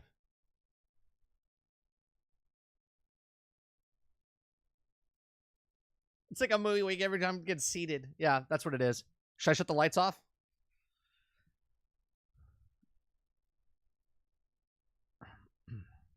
Here we go. 1 minute. I swear to God. If there's another countdown after this, I'm shutting the stream down. If there's another countdown after this countdown, we are done.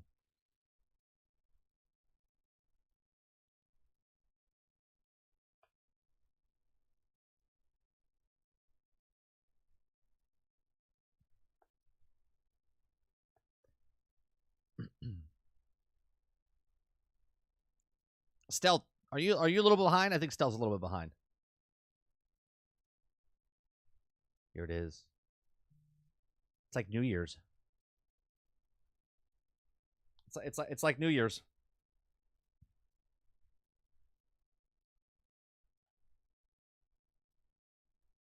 10, 9, 8, 7, 6, 5, 4, 3, 2, 1. There's no sound. They don't have sound. Oh wait, they do have sound. It's me. I haven't muted. That's my bad. Post-apocalyptic MMO open world survival, artfully developed by Fantastic and brought to you by the publisher Mytona. The open world of the day before is beautiful and richly detailed, set in the present day on the U.S. East Coast, following a deadly pandemic. The game begins after you are rescued by the survivors of the Woodbury colony, your new refuge and safe home. From now on, the doors of Woodbury will always be open to you. But first, you will create your unique character. Select a personality, choose a gender, and customize every detail, immersing yourself in our vision of post-apocalyptic America. Woodbury survivors are working to rebuild the community, constantly needing supplies, building materials, and various items. Your main task is to bring as much valuable loot as possible, and in return, you'll be rewarded with the local currency known as Woodbury coins. Who the hell needs your junk? Keep track of your health, hunger, and thirst indicators. And remember, dangers are everywhere here, ranging from the vicious infected to other players.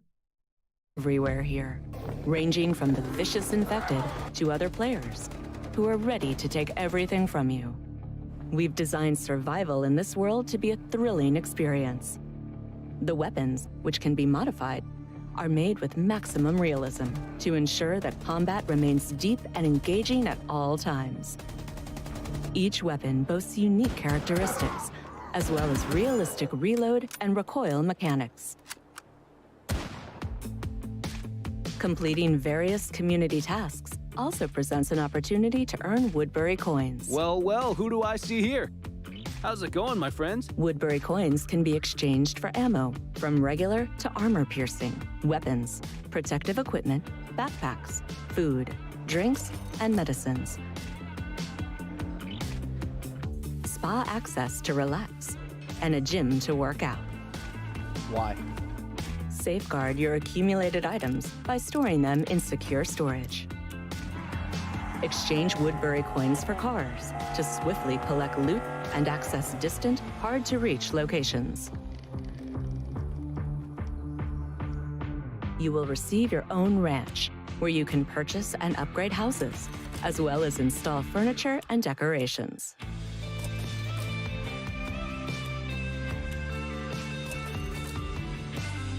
The ranch serves as your cozy, safe oasis amidst the post-apocalyptic chaos. Welcome to the next generation of post-apocalyptic MMO open-world survival games like never before. Immerse yourself in the day before. The Day Before, Early Access December 7. Early access. Now, it says early access, day before early access, December 7th. Oh, hold on a second. Launches on the other platforms through the official social media. The Steam follow updates. Come on. No. For fuck's sake. The Bungie layoffs has grown into more than Thanks for tuning in. Fuck. I can't watch the video.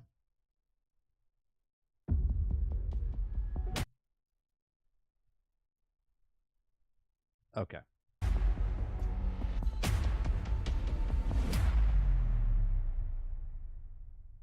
The Day Before offers a uniquely reimagined journey into post-apocalyptic MMO open-world survival, artfully developed by Fantastic and brought to you by the publisher Mytona.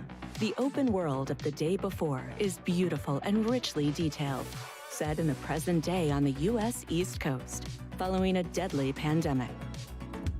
Okay, let me say, it does look nice. It looks good, right? It does remind me of a Division I like Division. I like Division 1. I like Division 2. This last shot right here, I mean, that looks like I'm playing in fucking Spider-Man. You know what I mean? That's interesting to me. This Woodbury coins they're talking about, is that in-game currency or is that premium currency? Can I earn premium currency? This is supposed to be a free-to-play game. Now they're doing early access December 7th. Early access, not release. It's supposed to release last year or 2 years ago. Then it got pushed and pushed and pushed and pushed, and now it's supposed to release November 10th. Now it's releasing December 7th in early access. So, like, what's happening? Right?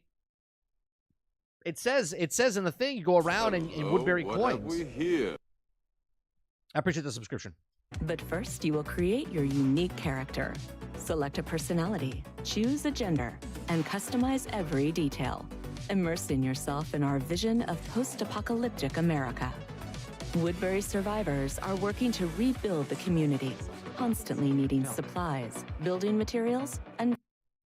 Now, again, you guys know every time we play a game like this, I'm cool with this live menu system that you go in. But it's like, why do certain things? Various items. Your main task is to bring as much valuable loot as possible. And in return, you'll be rewarded with the local currency known... Here's a thing that I already see happening with this game. And I talked about it when they first brought this game up. Okay? This is Sea of Thieves on land. That's what this is. Right? This is Sea of Thieves on land. If I play with if I play by myself or play with my buddies and we're 4 players going around, it's much easier than by yourself. If I'm by myself, I get all this loot, and then all of a sudden, a group of 4 people roll up on me, steal my shit, I'm done playing the game. Right? If I just spent like an hour of my time getting this loot, doing this stuff, then that's it. I'm done. I'm like, I don't want to play anymore because I just spent an hour of my time, an hour and a half of my time trying to bring all this stuff back so I can get the Woodbury coins, okay? And then all of a sudden, now I lose it all because they pick it up. So they're going to have to answer, like, what happens there? Do you lose the gear? Do you get a percentage of it? Is there going to be some sort of battle pass, sort of like what Sea of Thieves does, where, sure, you don't get to turn in the gold, but every time you dig or every time you do something, you get credits towards it because you're doing the season pass that's free, and you're getting stuff there. Because if it's just put my time in and I don't get anything out of it because someone ganks me, this is dead on arrival for majority of the population. Is Woodbury coins. Who the hell needs your junk? Keep track of your health, hunger, and thirst indicators. And remember, dangers are everywhere here, ranging from the vicious infected to other players who are ready to take everything from you. We've designed survival in this world to be a thrilling experience. It's back on Steam on December 8th, even though they just said December 7th? The weapons, which can be modified, are made with maximum realism to ensure that combat remains deep and engaging at Who needs a camera angle like this? all times. Each weapon boasts unique characteristics, as well as realistic reload and recoil mechanics. And this is on Unreal Engine 5, correct? Completing various community tasks also presents an opportunity to earn Woodbury coins. Well, who do I see here? How's it going, my friends? Woodbury coins can be exchanged for ammo, from regular... Woodbury coins could be exchanged for ammo, so you have to buy your ammo. I hope those Woodbury coins are not real money. I'm just saying. Because the Unity CEO would be very proud of this team, because they're literally charging you for bullets if it's not. To armor piercing, weapons, protective equipment, backpacks, food, drinks, and medicines. Spa access to relax. What does the spa do? And a gym. What does the workout do? To work out. Safeguard your accumulated items by storing them in secure storage. Exchange Woodbury coins for cars to swiftly collect loot and access distant, hard-to-reach locations. Can I say something? I get that these cars are running on the street, But why are they such in like mint condition? Meanwhile, Loot and the other cars in the street access distant, hard to reach look like shit. I'll look at it in a locations. second. You will receive your own ranch, where you can purchase and upgrade houses, as well as install furniture and Why do I need this stuff in my house? decorations. Why do I have to purchase the stuff? Why can't I go out in the world and grab a lamp and bring it back to my place? Why do I have to bring stuff back, sell it at the place, and then buy it for the Woodbury coins to put it in my place? The ranch serves as your cozy, safe oasis amidst the post-apocalyptic chaos. Welcome to the next generation of post-apocalyptic MMO open-world survival games like never before. Immerse yourself in the day before.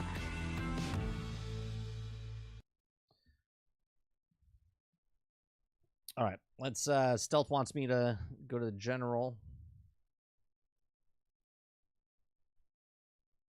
Because it has to be refurbished.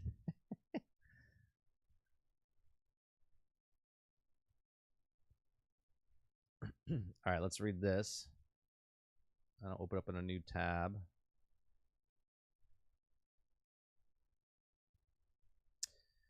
Okay, the day before, we won back our name the day before. This was confirmed by the decision of the Intellectual Property Tribunal. We dedicate this victory to all the future players and all for them for the 5 years we have been doing the best give people the dream game. We also want to thank volunteers for their constant support of the faith in us. The Steam page has already been restored by Valve and will be open very soon. The game's release also has been slightly delayed till December 7th at 10 a.m. Pacific, which is December 8th on Steam now. It will be early access on Steam since this is our first huge game, and there may be unforeseen circumstances. Let me read that again for you in the back. It will be early access on Steam since this is our first huge game, and there may be unforeseen circumstances. Full version release will happen when we're certain this is the best version of the game possible, and we believe that the player feedback and involvement greatly contribute to the achievement in this goal. The next-gen console version will also come with the full release. The confirmed price is $39 on early access and $49 on full release. Those who bought the EA version will not need to repurchase the full version. This is amazing. This is amazing. Because they literally said this was a free-to-play game. They literally said it was going to be a free-to-play game.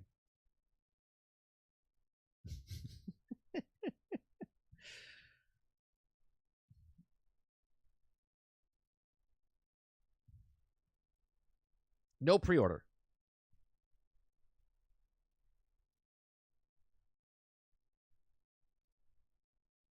All right. Let's see. What developers have to say. Okay, so this is what they're saying. This is from Discord. I guess let me open up a Discord window so you guys can see this.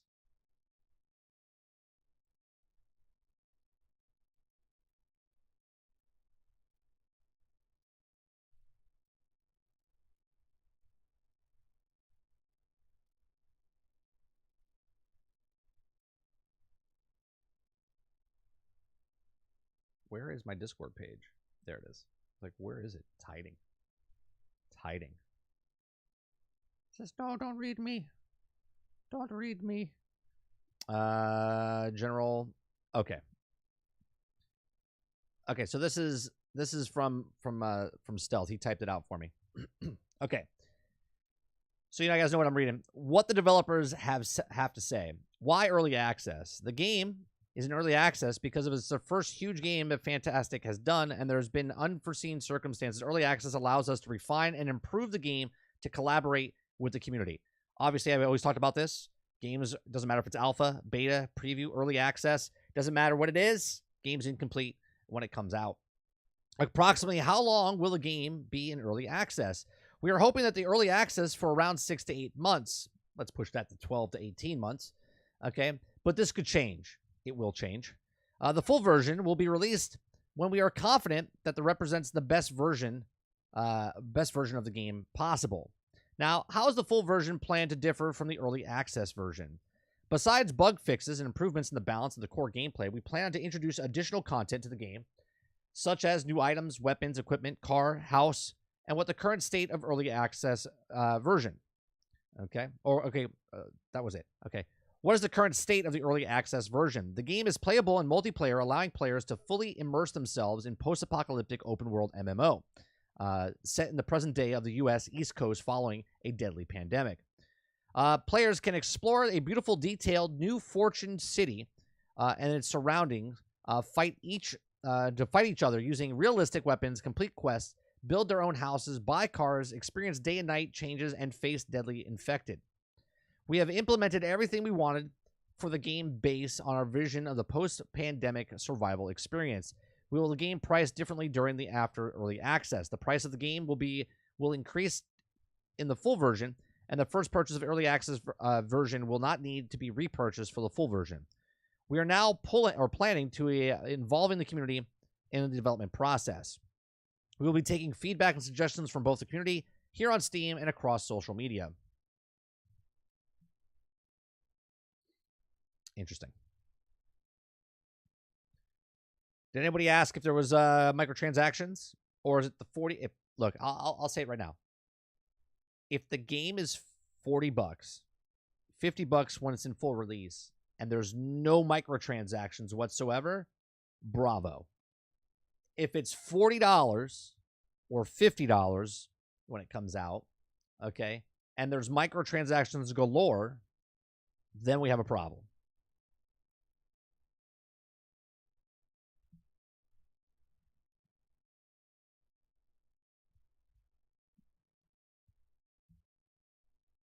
So basically early access, because they can't make the changes, because they can't afford the changes, because we do know the stories of them using unpaid internships and stuff like that, right? So obviously they're trying to get an investment here. They're trying to make it look as good as possible so people buy the $40 version, early access.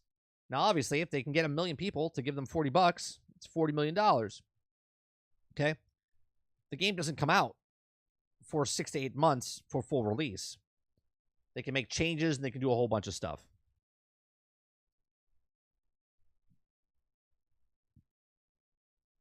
Akuta Papa says EA equals pre-order. Plus, notice how they said exactly the same thing over and over and over. Yeah. December 7th. December 8th, it comes out. The only way that I try this game out is if they give me a code. I ain't touching this game. I don't care if you guys come in and tell me it's the best game since sliced bread. Something smells fishy. And we're not eating fish. Okay?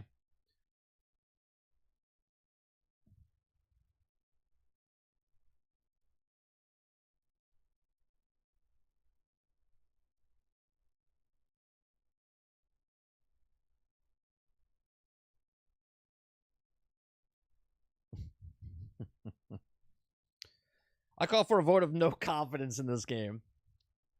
I second the motion. I'm okay with the price model, Sarge. Like, other games have done it where if you get the early access, you're paying like $10, 15. You pay $10 or $15 less than the other. I'm okay with that, right?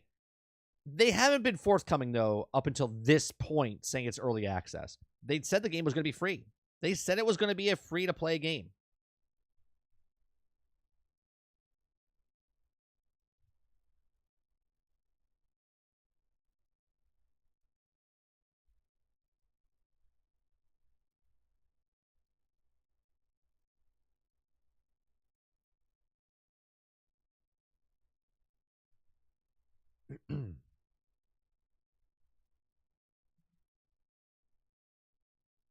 And that's why people were like, well, they're going to charge for stuff.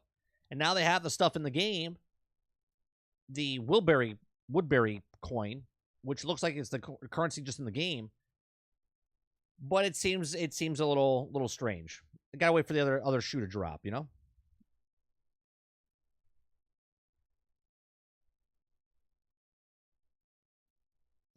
The pricing is actually pretty good. They keep moving the goalpost, though. I could see a release being $70. I mean, even if they don't make it $70, I'm okay with the pricing. I feel like they're still hiding stuff, though.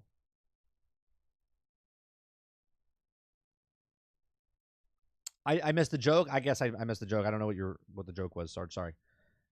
They said it was free to play until it's now. That's right. That's right.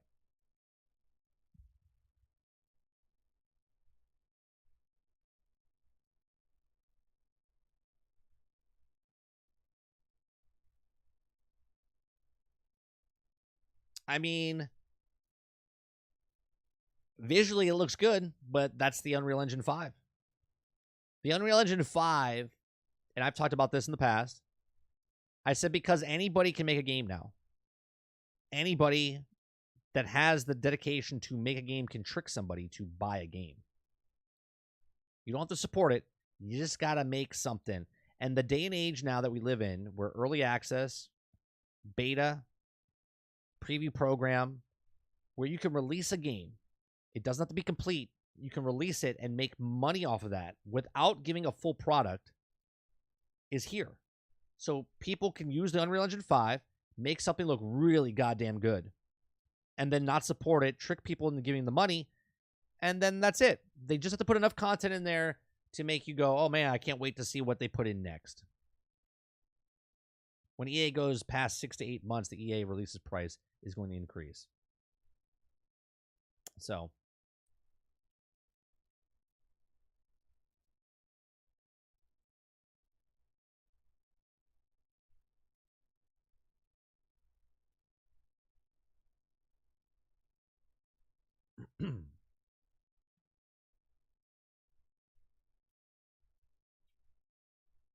all right, well, that's going to do it.